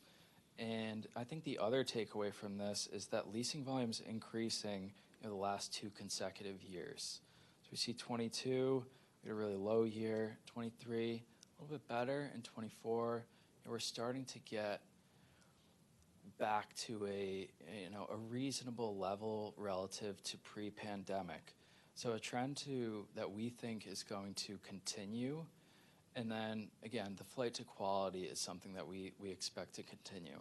And you see the trophy bars are a small percentage of each of the overall, because in suburban Maryland we don't have a ton of trophy space. And the trophy space that we do have has seen leasing volume.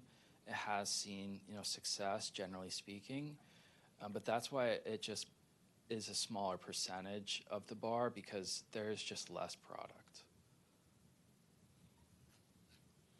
We can go into the next slide unless there's any questions.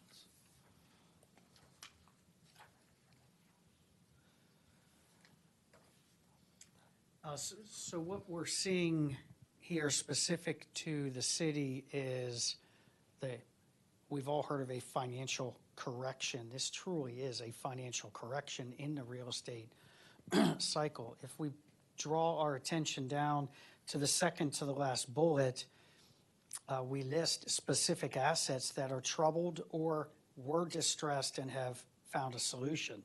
255 Rockville Pike had a loan of $43 million on it. It sold for $7 million. It's going to get torn down, and half of its site's going to be residential.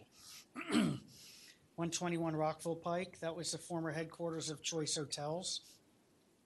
Administrative office, Choice Hotels truly is a poster child of what we're sharing with you tonight, where they were 134,000 square feet. They moved to Pike and Rose, they took less than 70,000 square feet. They could have renewed for probably $36 a square foot here. At Pike and Rose, they paid more than $50 a square foot. But the math works out because their size is so much diminished by choice.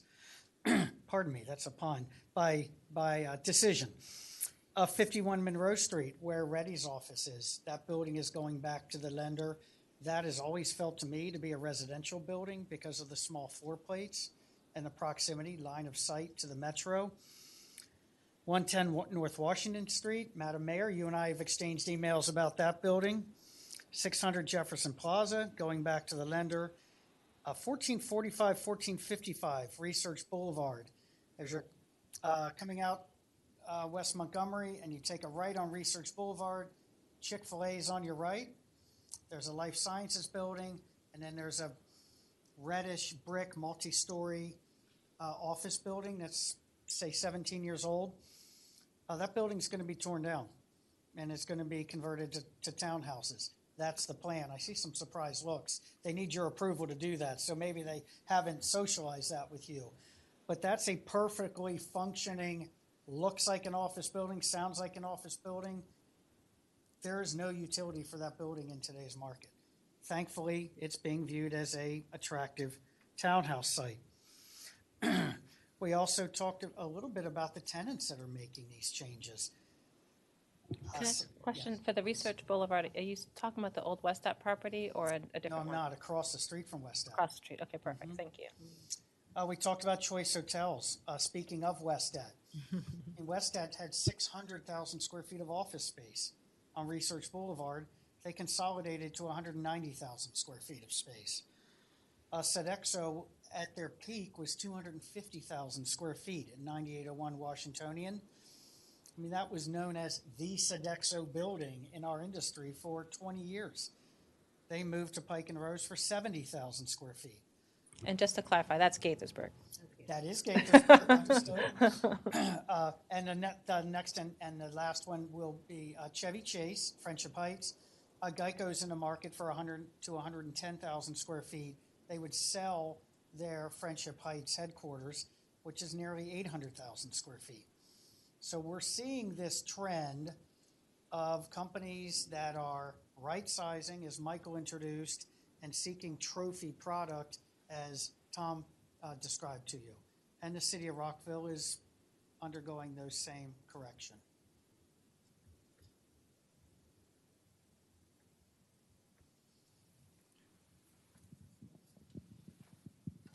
I have one question before you go to this.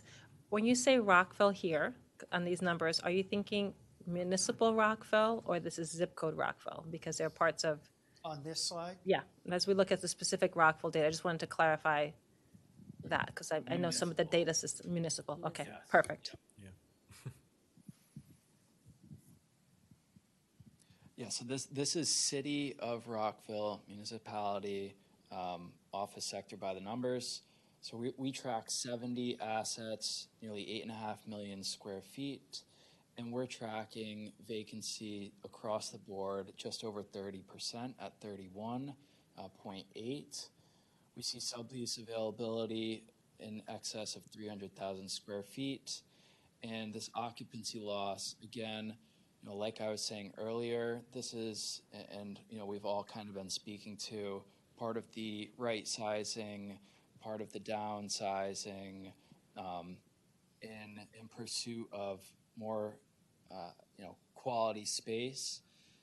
And so in the calendar year 2024, there was nearly 270,000 square feet of occupancy loss in Rockville municipality. And that's roughly 3% vacancy across the board. So that means that it was high prior to 24. This is a trend that we've seen for years to get to this 31% level. The one thing, and this is the last point up there, is rents. We've seen rents across the board stay relatively flat, and we're seeing a little bit of a downturn in this in recent quarters, but that's really specific, asset specific. That's dragging that number down. Across the board, we're seeing it stay relatively strong, and I think this will go into it a little bit in the next slide if we want to turn to that. Is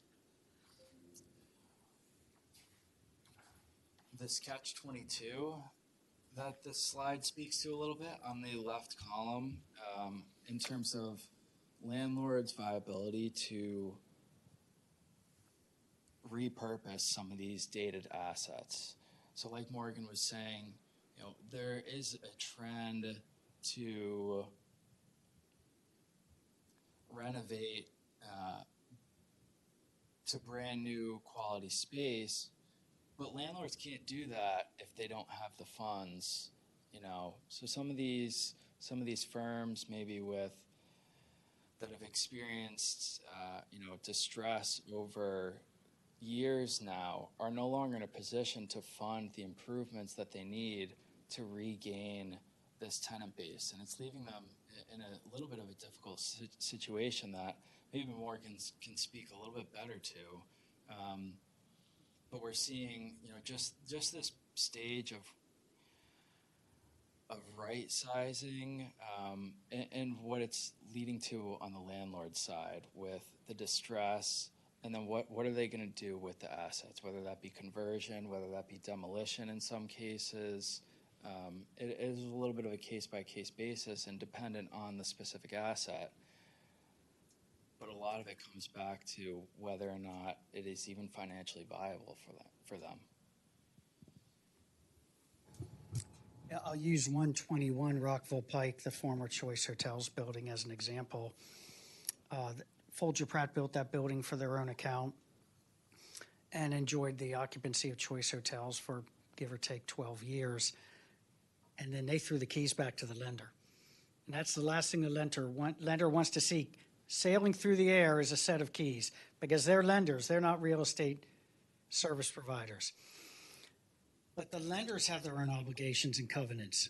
So notwithstanding a 36% vacancy rate or flat rents or negative absorption, they're not going to go below what their loan covenants are, and then the building gets frozen. And candidly, the building becomes toxic, because if it doesn't have money to transact, the tenants won't come, the brokers won't bring the tenants to the building, and it's really a death spiral. Although it's incredibly painful in the short term, it's much more beneficial in the long term if the building defaults, much like 121 Rockville Pike. It sells at a steep discount, new ownership comes in, the old lender and the landlord and the capital stack are flushed out, and the new owner says, gosh, replacement value for 121 Rockville Pike, what it would cost for me to build this building on this piece of land, it's probably $425 a square foot. I just bought this for $60 a square foot. Now I can transact. I can take your company and move you in and give you a generous tenant improvement allowance and free rent and undercut the market modestly to attract your business. So it's very painful to go through in the short term, but that's what a correction is. And we are smack dab in the middle of a correction. I will take a moment and just segue briefly. The nearly decades-long wave that came into shore in the city of Rockville in the form of life science conversions saved our city, saved our city's real estate market. Because if we had not had that, these numbers could be twice as bad. I mean, there's literally dozens and dozens and dozens of buildings in the city of Rockville that were converted to life science. If they had not, they would be functionally obsolete office buildings, and they would be pulled under as well. Now, that wave has crested and receded, and there are no conversions going on now, but in hindsight, that was a massively important time period for our city and its commercial health. Thank you. We saw some of that happen last term, and we actually changed some zoning code and requirements that allowed more office to life science to be created. But I would go back to your earlier point about the market correction, because even if you are the new owner and usually you need capital to reinvest, and if you could speak to what's going on in the financial sector, where these banks are taking losses. Are the new owners finding it harder to get loans to do work in because the bank and the financial industry is more constrained, and probably taking a deeper look at who they're lending to? When we're talking about the type of pricing that we're talking about, when you're buying 7500 Old Georgetown Road, the former Clark Construction headquarters, at the intersection of Main and Main in downtown Bethesda, sold for $90 a square foot. You can have a deep-pocketed investor buy that all cash. There is no capital stack. They're the capital stack. So they have total discretion on what transactions they can do, and they're much more nimble. And there are more exotic financial instruments in the market today that are meeting the needs of the commercial owners, not the existing owners, but the ones that are buying distress, because these more exotic financial instruments and the ones that are manipulating those instruments see a tremendous rush upwards in value. If you can buy it cheap, fill it fast, you either hold it or you can flip it back out into the market. Thank you. And then there's national conversation about putting tariffs on steel. And as we're trying to look at redevelopment for housing, can you share what your perspective is on the potential impact of tariffs on steel? Do you all? I can speak to that a little bit. If you think about the last few years now, really nothing has what we call delivered. Correct. So the office market, I'll go back to the office market for a minute, has had some deliveries, but nothing close to what we've had over the last 10 to 20 to 30 years.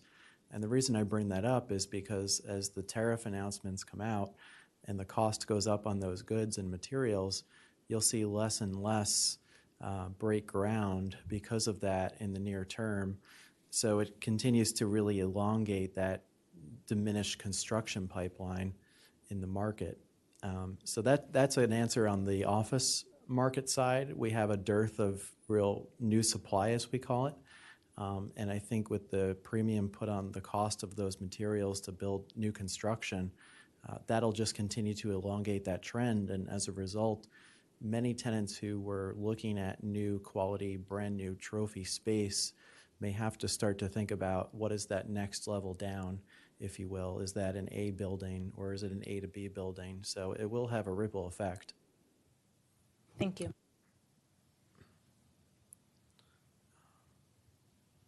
May we have the next slide, please?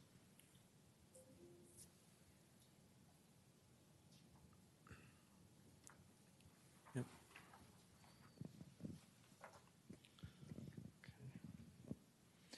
Again, this is Rockville Municipality. It seems like staggering numbers. It is, but I will say that the conversions and deliveries that we've seen over the last couple of years are the contributing factor to these high vacancy numbers. So Rockville Municipality, compared to the office sector, it is a much smaller portion. I know it's very important to not only the municipality, but to the surrounding areas. And it is supported in large part by our federal agencies, the FDA, NIH, NIAID, sorry. And so this is a sector that we do expect to return, but it just went so much, not overboard, but it went, from almost, sorry, the pandemic obviously caused a huge influx of demand in the sector. And we're seeing that demand kind of walked back a little bit now that the impacts of the pandemic have subsided a little bit. But again, we do expect this to come back. I was just on a broker call the other day with another member of our team. The science in this sector has never been better, and that speaks a little bit to the AI side as well. but the science, whether it be gene therapy, whether it be biotech, is really at a level that we've never seen, and there will be demand to continue to innovate in this sector for coming years. And with the proximity to DC and with these big hubs like NIH and FDA, the demand will come back. But right now, with the recent deliveries and conversions that we've seen over the last couple of years, and the demand kind of subsiding, since the height of the pandemic, you're getting these extremely high vacancy numbers in, again, Rockville municipality. So, question, I recall last year when I requested the data and shared the packets with my colleagues. We just had the written package. We were seeing very high vacancy rates in the Bethesda region. And they kind of like went all out on like some of the trophy space that you were talking about and investing at that time, but maybe now be better positioned to be able to be the place that people flight to quality. Is that what you're thinking might happen in the life science space, that there was a lot of activity in life science and that Rockville's not positioned to be able to fill that market? I just wanted to look at the parallels. Life science is nearly wholly tied to VC. And our next slide, I believe, is about VC. A unique characteristic of life science space, in complete opposition to everything we've talked with you about this evening, is the life sciences companies have a stratification of their space needs in as much as a startup life science company, and these are literally a couple scientists at NIH that put their credit card in a ball cap and say, we're making a run for it. They want cheap space. They'll take anything they can get their hands on that they can afford. Then as they move up and they mature, they win some contracts, they hire more people, they'll move into nicer and larger space. And ultimately, perhaps they do a build-to-suit with Alexandria or Boston Properties on Shady Grove Road. The office use, as we've shared with you, is almost exclusively focused on the A and trophy. The life science is focused on all of those quality sectors. Very unique for that industry type.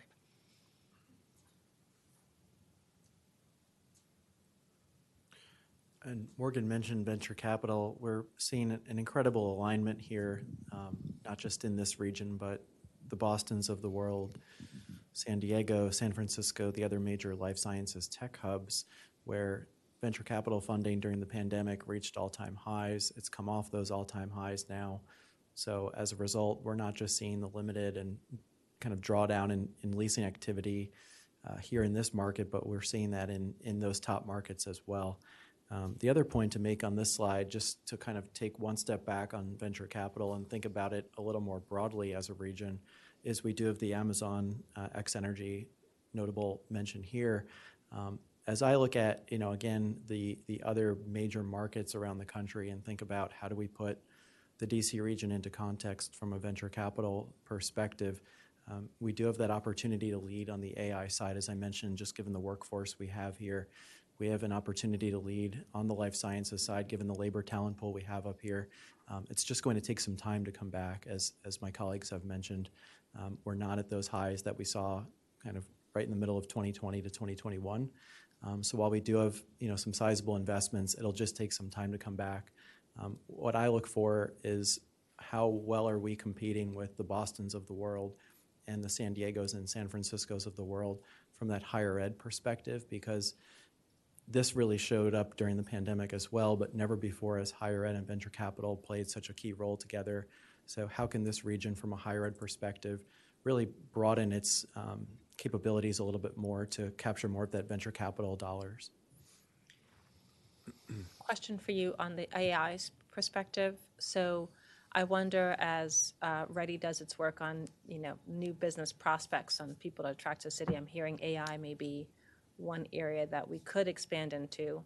I'm wondering if it might be possible to share ideas with the board on what would those potential AI companies be, so that we have a list of people to start maybe reaching out to. I'm just throwing it out there as a thought of how do we turn what you're saying into something that we can go after. Yeah, I think the three of us could get together and come back to you folks with our thoughts on that. Relative to life science, as Tom introduced, there's such a wide spectrum of sciences. If you can pick the winners, you'll be so much further ahead than those municipalities that are just saying we're a life science node. It's tough to pick the winners, it always is. But if you can understand and start to research what of those specific sciences are projected to have or are currently experiencing the most explosive growth, then chase them. And it's also worth noting that when you compare the city of Rockville and the county of Montgomery against Cambridge or San Francisco or San Jose, which Michael introduced, our real estate is between 50 and 66% less expensive than those areas. Our employee compensation is meaningfully less expensive. Our housing is less expensive. Our quality of life is comparable, or I'm biased, but I would say exceeds the quality of life at those other two areas. So why are we, let me put it another way, we should be poaching companies from those areas. They're really agnostic as to where they set up shop. They truly are. And they'll come here if they can save money and recruit effectively and have happy and fulfilled, well-compensated employees. I think that would, in addition to the office market, but just thinking about potential fallout of some federal jobs, but highly trained research opportunities where people are looking for educated workforce or certain skill sets in the workforce, different levels of education, that might be a good strategy to also help those who are thinking about what's their next chapter in terms of their jobs. So I think not only from economic development, but just thinking about the jobs portion of economic development, looking at how can we more quickly pivot and try to support that kind of movement from other areas to the market. We agree, yes. Okay.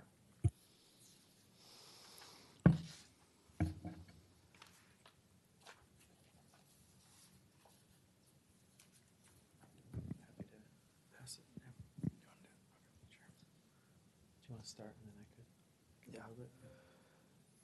So again, this looks at Rockville municipality demographics and in 2024 versus 5 years from now projection. And this is from ESRI data that we pulled online, and just some of the takeaways here. Population-wise, relatively flat over the next 5 years. We see, projection-wise again, but median household income growth, and this is a nominal growth, so this doesn't take into effect inflation, which again may kind of level that a little bit, but across the board, relatively flat growth projections over the next 5 years. A couple things to note though here. I think this is the fourth bullet down. And I know Morgan was speaking to this a little bit, is just the working age population. And Michael was mentioning the talent pool here. More than half of the residents fall into this prime kind of working age category. And I know that even starts at 25. I myself am under 25. So if you expanded that a little bit, you might even get a little bit more in that range, that working class range. Another one to note here is that last bullet. I think that's something that's worth pointing out as we talk about the conversions to residential, to apartment complexes, whatever it may be, is the split between owners and renters. So we see nearly 50-50 in terms of owners versus renters in Rockville municipality. Michael, I don't know if you have anything to add. I think just again, kind of putting this into some context at the regional level, we don't see a lot of significant population growth in this region over the next 5 to 10 years. Part of that is because if you think about just really where we are as a region right now from an infrastructure and transportation and higher ed perspective, we don't have a lot of residents kind of moving to this area versus leaving this area. We have seen some population growth, don't get me wrong, but nothing like we've seen during, say, 10 years ago, for example, or 20 years ago. What I look for is, can the local colleges and universities really maintain an education pipeline here in this region. We tend to export a lot of talent as they graduate schools in this market. How do we maintain that kind of viability, if you will, and keep them here? I have a question about, see you next. I have a question about this growth number. I think some of my colleagues are looking at that growth number and saying, no way, but I'm just curious. So we know that you mentioned a property in the 200 block of Rockville Pike is going to put housing. We know that Twin Brook Quarter just had 430 units. We know that the King Farmstead is putting a couple hundred, that Rockshaw is going to have some homes. Halpine just got approved from some homes, and each of those homes will have more than one person.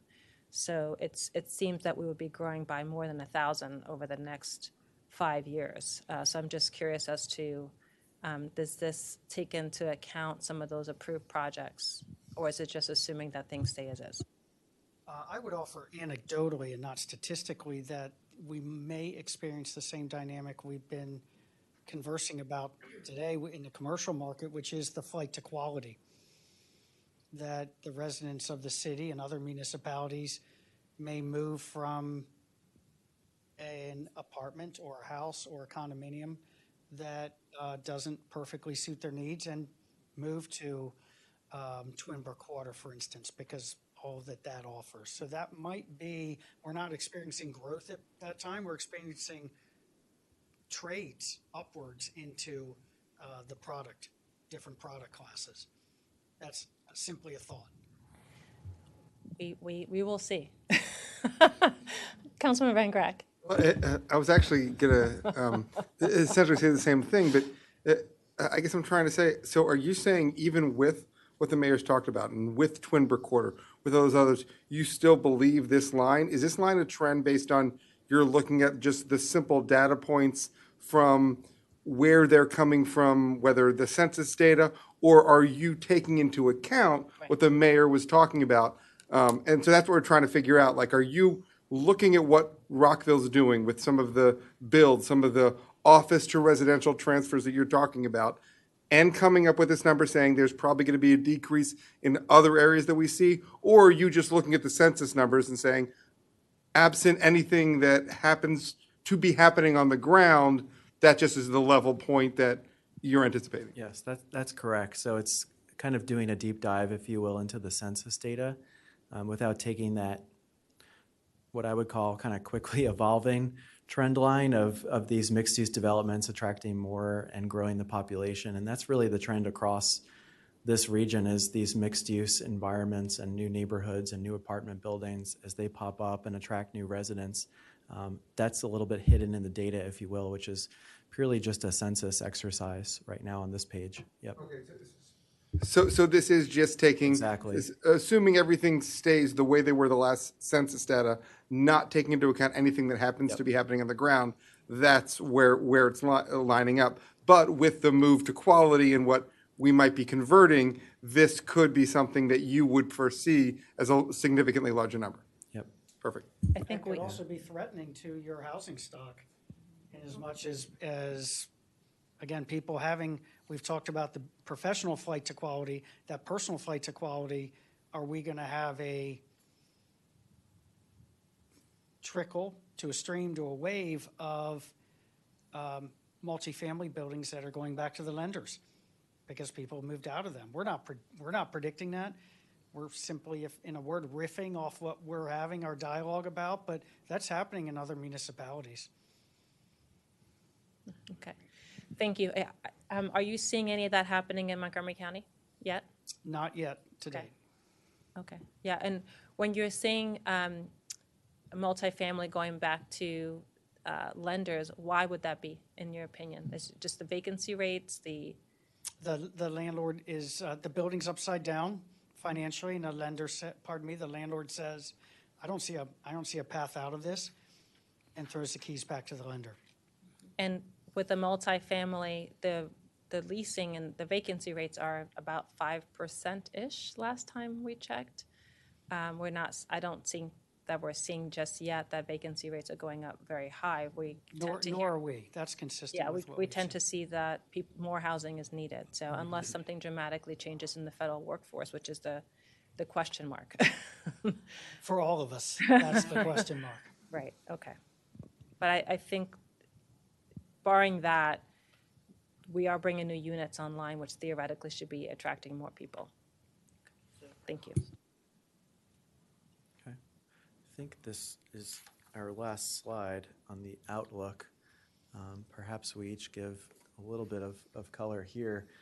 For me personally, if I think about, a lot of what we presented today, I think that the tenant right sizing phenomenon, to some of the anecdotes Morgan mentioned, that's really here to stay right now. As tenants, bring back employees to the office and think about what is the optimal size for them, the overall shift is still towards that right sizing effect to various degrees. Tenants will continue to opt for that quality, kind of high rent space, if you will. The challenge is going to be, especially with potential tariffs, how much of that available new quality space is left, right? We know that that's leasing at a higher velocity right now. So what is that next level down again in building stock that is available for lease? And then lastly, from an industry perspective for me, I mentioned the job postings data for artificial intelligence. How can this region diversify a little bit further beyond the government workforce? We have a very highly concentrated workforce here from a talent perspective and degree educational attainment perspective. So how can we double down on that depending on what happens with any changes here or there to various agencies within the actual federal government? My belief in the city of Rockville, and up until 3 months ago, I had been a resident of the city of Rockville. I moved for a lifestyle change and nothing more than that, and lived here for 12 years in the West End, is excitement. When I look at the foundational building blocks with which the city of Rockville was constructed, I view the city of Rockville's tenant base as a financial advisor would advise any of us to have your portfolio. You have some bonds in the form of federal agencies. You have some high growth speculative investments in the form of particularly life science. And then you've got some mid-cap and Fortune 500 companies here. Many jurisdictions in this country are totally weighted towards one of those. And if it goes sideways, they're in real trouble. So our diversification of tenant type is one of our strengths. Our diversification of our population is one of our strengths. Our diversification of our housing types is another one of our strengths. The fact that we could get up and jump on a red line train and in 20 to 35 minutes be on Capitol Hill, that's remarkable. That's remarkable. So we're very, very well positioned to continue a steady climb up from what the entire country experienced through the pandemic, which is a very steep bottoming out. I have a question because some of what you talked about is, well, two questions. One is DC's office to anything. I would like to just explore what that looks like from your perspective on how jurisdictions are making that work and what are the pros and cons of that. The second question is in the FY26 capital budget and amendments for the FY25 through 30 capital improvements program of Montgomery County, they anticipate nearly 70,000 reduction in projected revenues compared to prior approved estimates, as they noticed a decrease in FY24 collections not seen since the Great Recession, driven by reduced development activity. Are you seeing that kind of reduction in activity in Rockville? I'm just when looking at, comparing the two and looking into the ball, the crystal ball a little bit. And why do you think that is? I think I'm going to address the question. If I'm going sideways, please pull me back in as I understand your question.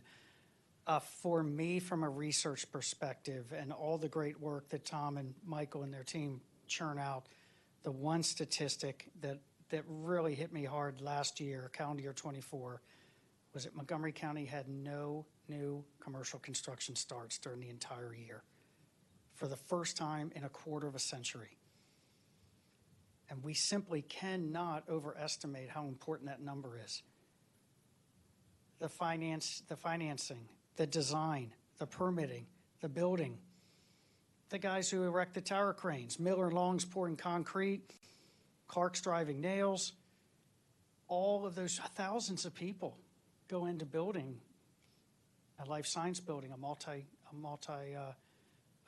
family unit, and office building. And absent that velocity, that's a real drag on our health as a municipality. Did that address your question, or did I just Well, I go off think on a it just, the tangent? question is, it doesn't seem to be, that's the case in Rockville per se, where we're seeing, Multifamily, you're saying, right, we're seeing multifamily. but no other Yeah. product types. Right. So we are seeing more multifamily and more townhomes. So we are seeing development activity and mixed use as well. So I'm just curious as to, what is causing the change from the real estate perspective of what you can see, and anything that we need to just keep in mind. The change from, Well, why is it that in the county they're not seeing that activity and Rockville is? Like I recently I looked at understand. Well, we a know real the answer estate to that. real estate report, and I think Rockville took over 3/4 of page 1 and 50% of page 3. A lot of investment and interest coming into the city. So what do we need to keep doing? Is the question. Well, this is my personal opinion, and I will take JLL along with this ride. Rent control is the difference. The Montgomery County's election to rent control has really created a freeze on their new product starts and the trading of assets. And obviously, you folks have withstood that effort, and I applaud you. And you're seeing the benefits of it.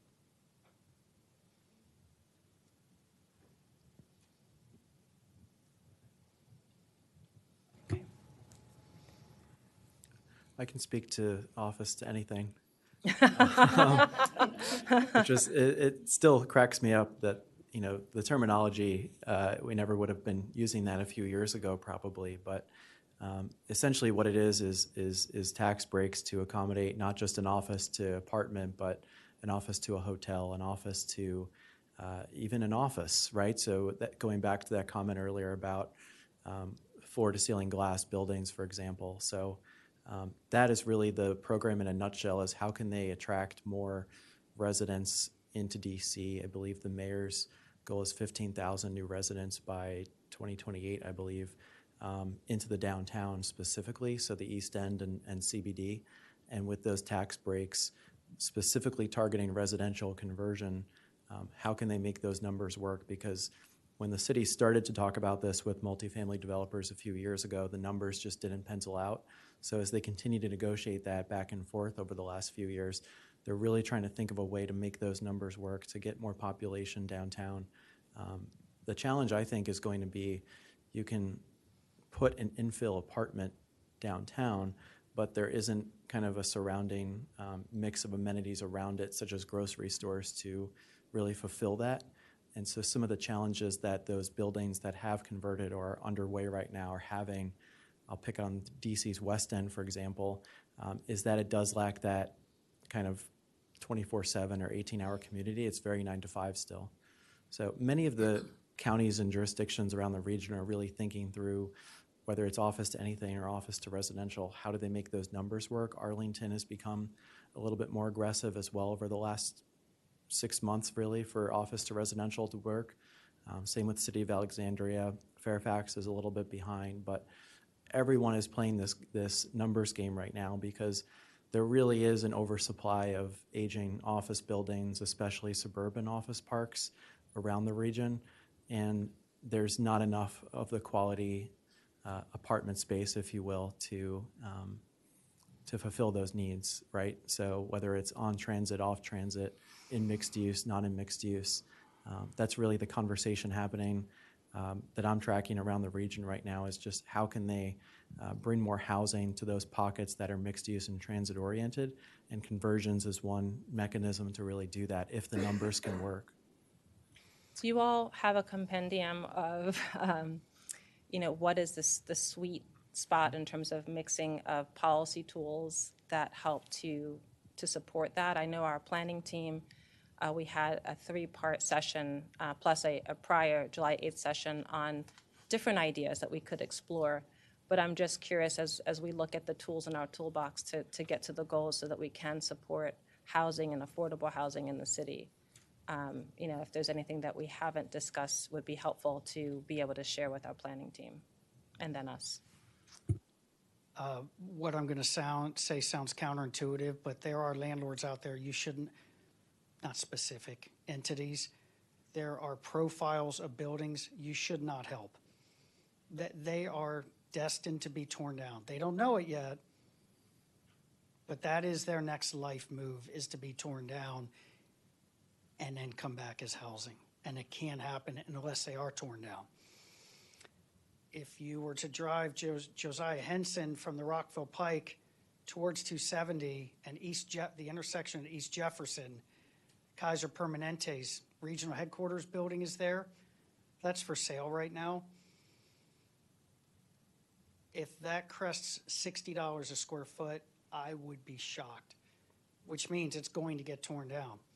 The building next to it, 2115 East Jefferson, which NIH occupied for decades, perfectly functional office building, torn down, going to townhouses. These buildings have got to be removed from the inventory. They're toxic. And it's going to take a number of years for the system to flush itself out. So maybe perhaps the biggest thing you can do is not to do something. Mm-hmm. Okay. Thank you. Thank you so very much for your time. We really appreciate you taking the time to help us look at the data. Sure. Thank you. Thank you all so much.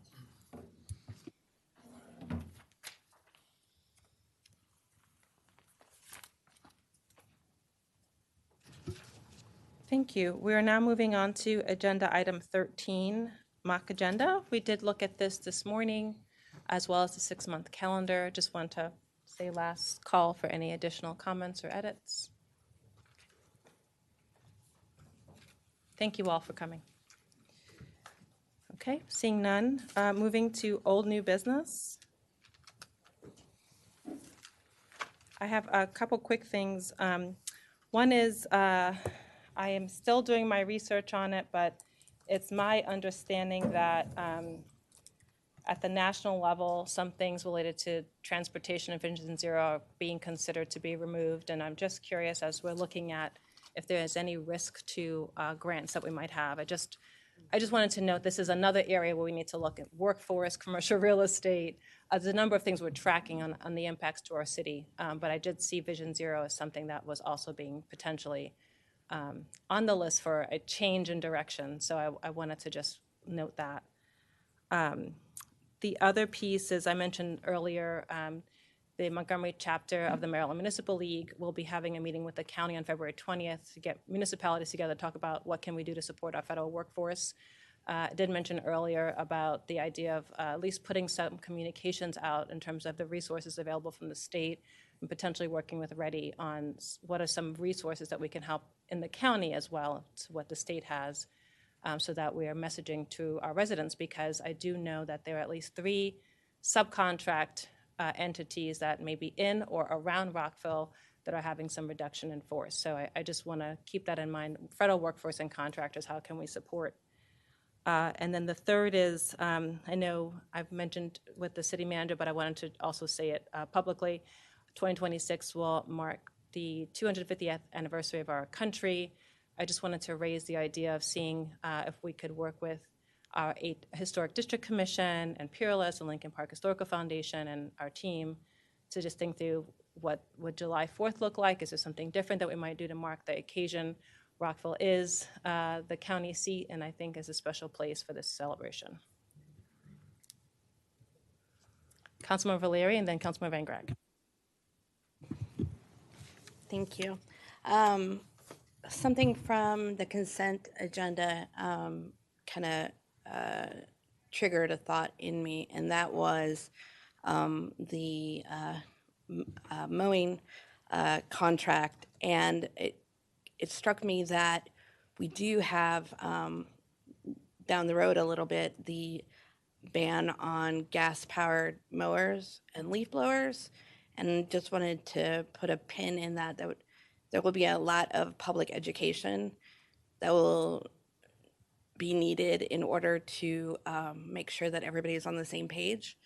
So I just wanted to, in general, flag that with my colleagues, for everybody, because it just kind of hit me.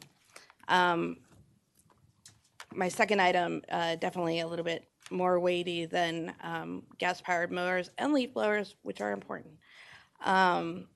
But as I discussed this morning, that I said that I would bring this up during old new business.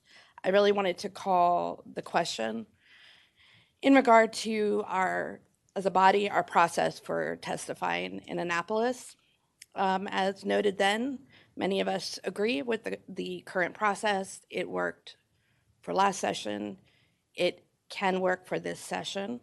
And I would like to get a sense from my colleagues whether or not, I don't believe that there is any need for a new process. And ultimately, this would be clear guidance to staff on the direction that this particular item would go and whether or not resources would be expended on something that the majority of the body would not want to look at. So with that, Madam Mayor, I would just ask that my colleagues weigh in on that issue at hand, whether or not the process from last year, it worked well. Let's move along with that and get a sense, because I don't want us to go down rabbit holes that are not necessarily supported by the majority of the body. Thank you. I saw Councilmember Van Grack and then Councilmember Shaw. I was going to bring up a different issue. I don't know if Sorry. I had a different issue. So I don't know if... Sure. Do you want to say anything about this issue? on this issue, I have no problem with the way we've been doing it. I think that the process, we've been active with Ms. Moran and getting everything to the legislature timely. Actually, one of the issue I was going to bring up was making sure that with regard to HB 84, which I know we've got testimony due tomorrow, that we're to make sure that the body and find out from Ms. Moran when that timing is. I guess we can, I don't want to kind of jump the line, but how Ms. Moran, and I know the mayor's been addressing everything, is fine thus far. Thank you. Councilmember Shaw. So I also agree that the process may have worked for last year and some previous years. What I was suggesting is looking at the process to try to make it more inclusive. As we know, it's not written down anywhere. I had trouble actually understanding the process, had a lot of questions. There was very little clarity with the process, and I think to make it more efficient, I think it's good if we formalize it, write it down, ask some questions about it, have some conversation. I think there are some bills this year that have a different level of opposition than some of the typical bills that we've had in the past. And so I think that being in a position where we can ask ourselves, okay, is this one testimony okay for this particular bill where there's a ton of opposition? Do we want to bring in some more voices? I think those are the types of questions that we can ask just to make our process a bit more flexible, but I don't feel like we can start anywhere unless we have like something written down and that it's shared and understood among all of us. And so I'm not saying that the system is broken or anything like that. I am saying that for some of the higher, for some of the bills that have more opposition, and our residents really, really need these pieces of legislation to pass, I do think that we have the ability to be able just to meet the mark in terms of having maybe a stronger testimony or not. But I don't know. Let's have that conversation. Thank you. Councilmember Jackson? Thank you, Mayor.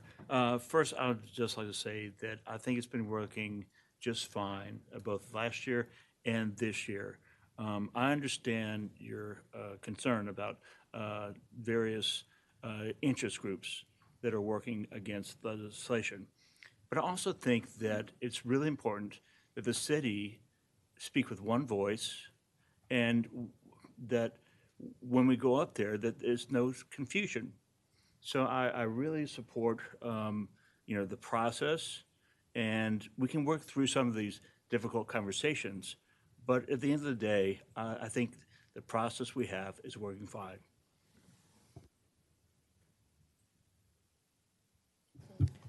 Thank you. I will just note that I really appreciate all the work of staff. I know that we are speaking out a lot more than some of the other jurisdictions I'm seeing, and I know that takes additional investment from staff to do the extra level of work that we're asking of you. I also recognize that it takes, these hearings come up very quickly, and then there's a really quick turnaround to at least even develop the one testimony we have. So I just wanted to acknowledge what's the work that staff is doing and appreciation for it. And I also want to thank my colleagues, stepping up to the plate and how we've been sharing. I think the process is working well. Councilmember Shaw.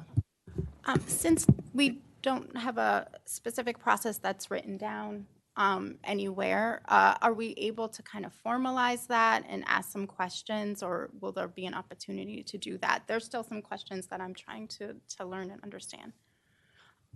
Also, one of the other things that I think could help in terms of some of the bills with a lot more opposition is thinking about bringing some voices in terms of like staff as subject matter experts, or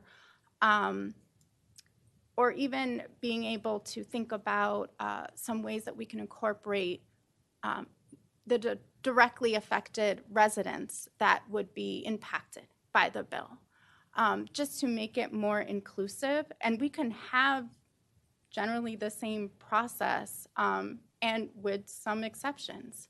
And we can talk about that as that goes along. But just trying to make it a little bit more flexible, especially since it's not written down anywhere. Thank you. Councilmember Valeri.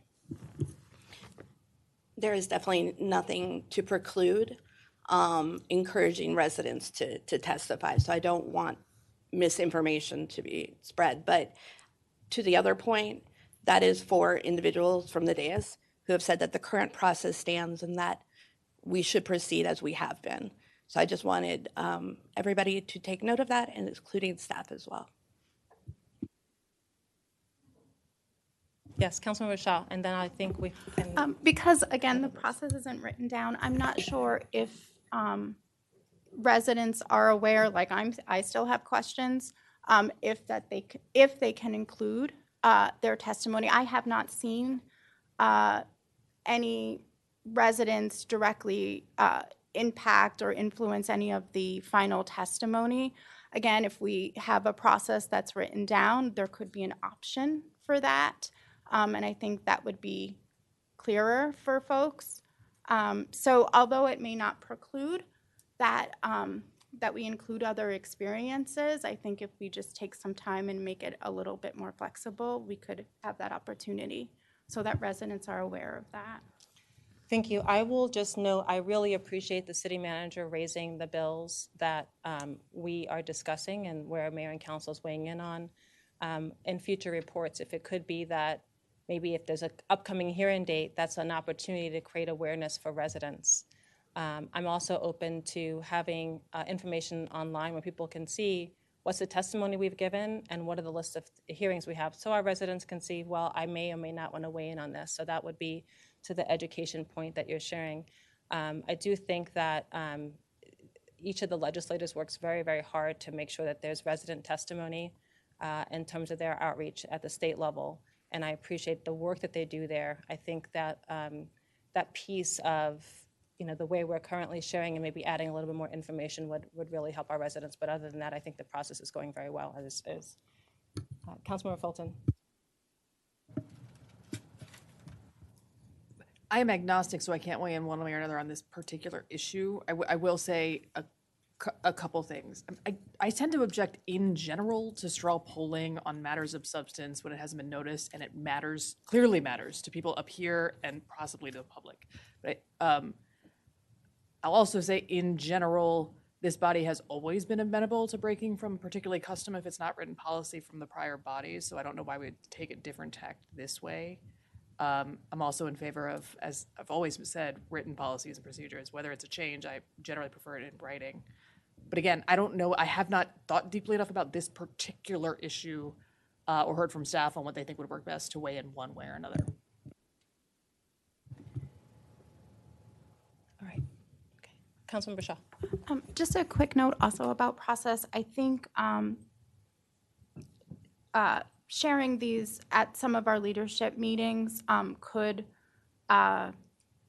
just to make sure that like the full body is aware of this and it is part of the decisions. I think that's something just to be considered because we do talk about it during these meetings and sometimes not, we don't have the full body there, so they can't weigh in. So just something to consider. Great. Thank you very much. Mr. Mihalik. Thank you, Mayor. There was a question earlier about House Rule 84. We did send you guys some recommended language regarding supporting that bill. We did send it to you at 6:21 p.m., so I understand if you didn't get to it yet. Sorry about that. But without objection or modifications, we'll be submitting that tomorrow on behalf of the council. Excellent. Councilmember Van Grack. That goes to my point, because I know that the hearing's tomorrow, and I believe it's, Ms. Moran, at 1 o'clock, correct?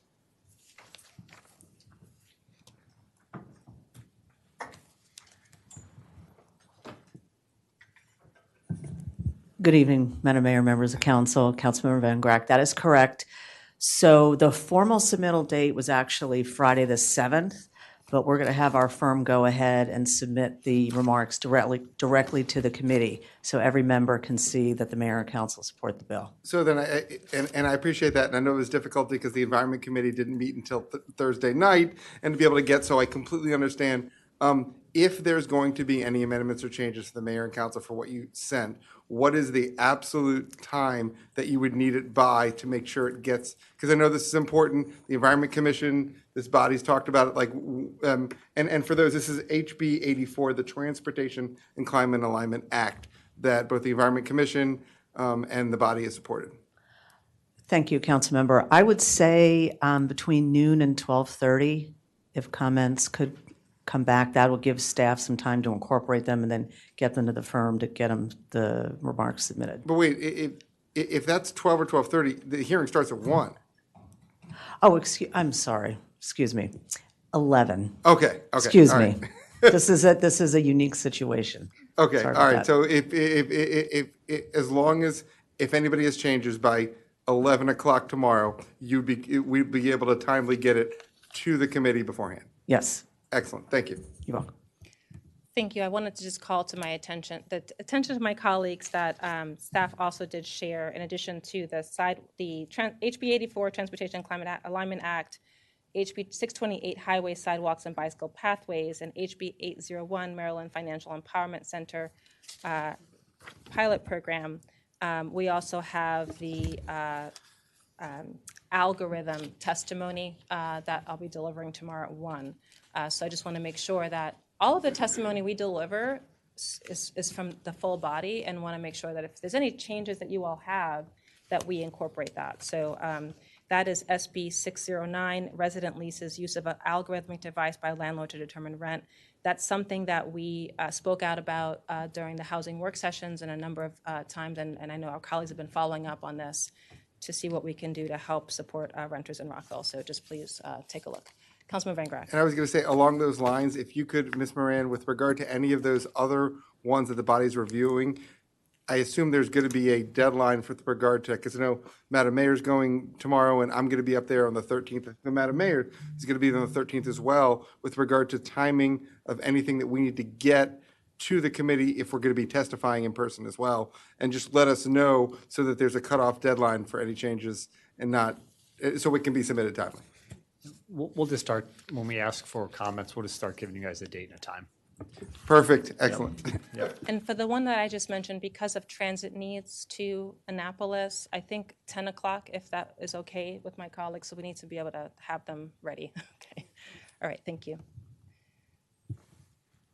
Okay. All right. Well, seeing none, entertain a motion to adjourn. Councilmember Shaw. I move to adjourn. Thank you. Do we have a second? Councilmember Fulton, all those in favor, please raise your hand and say aye. Aye.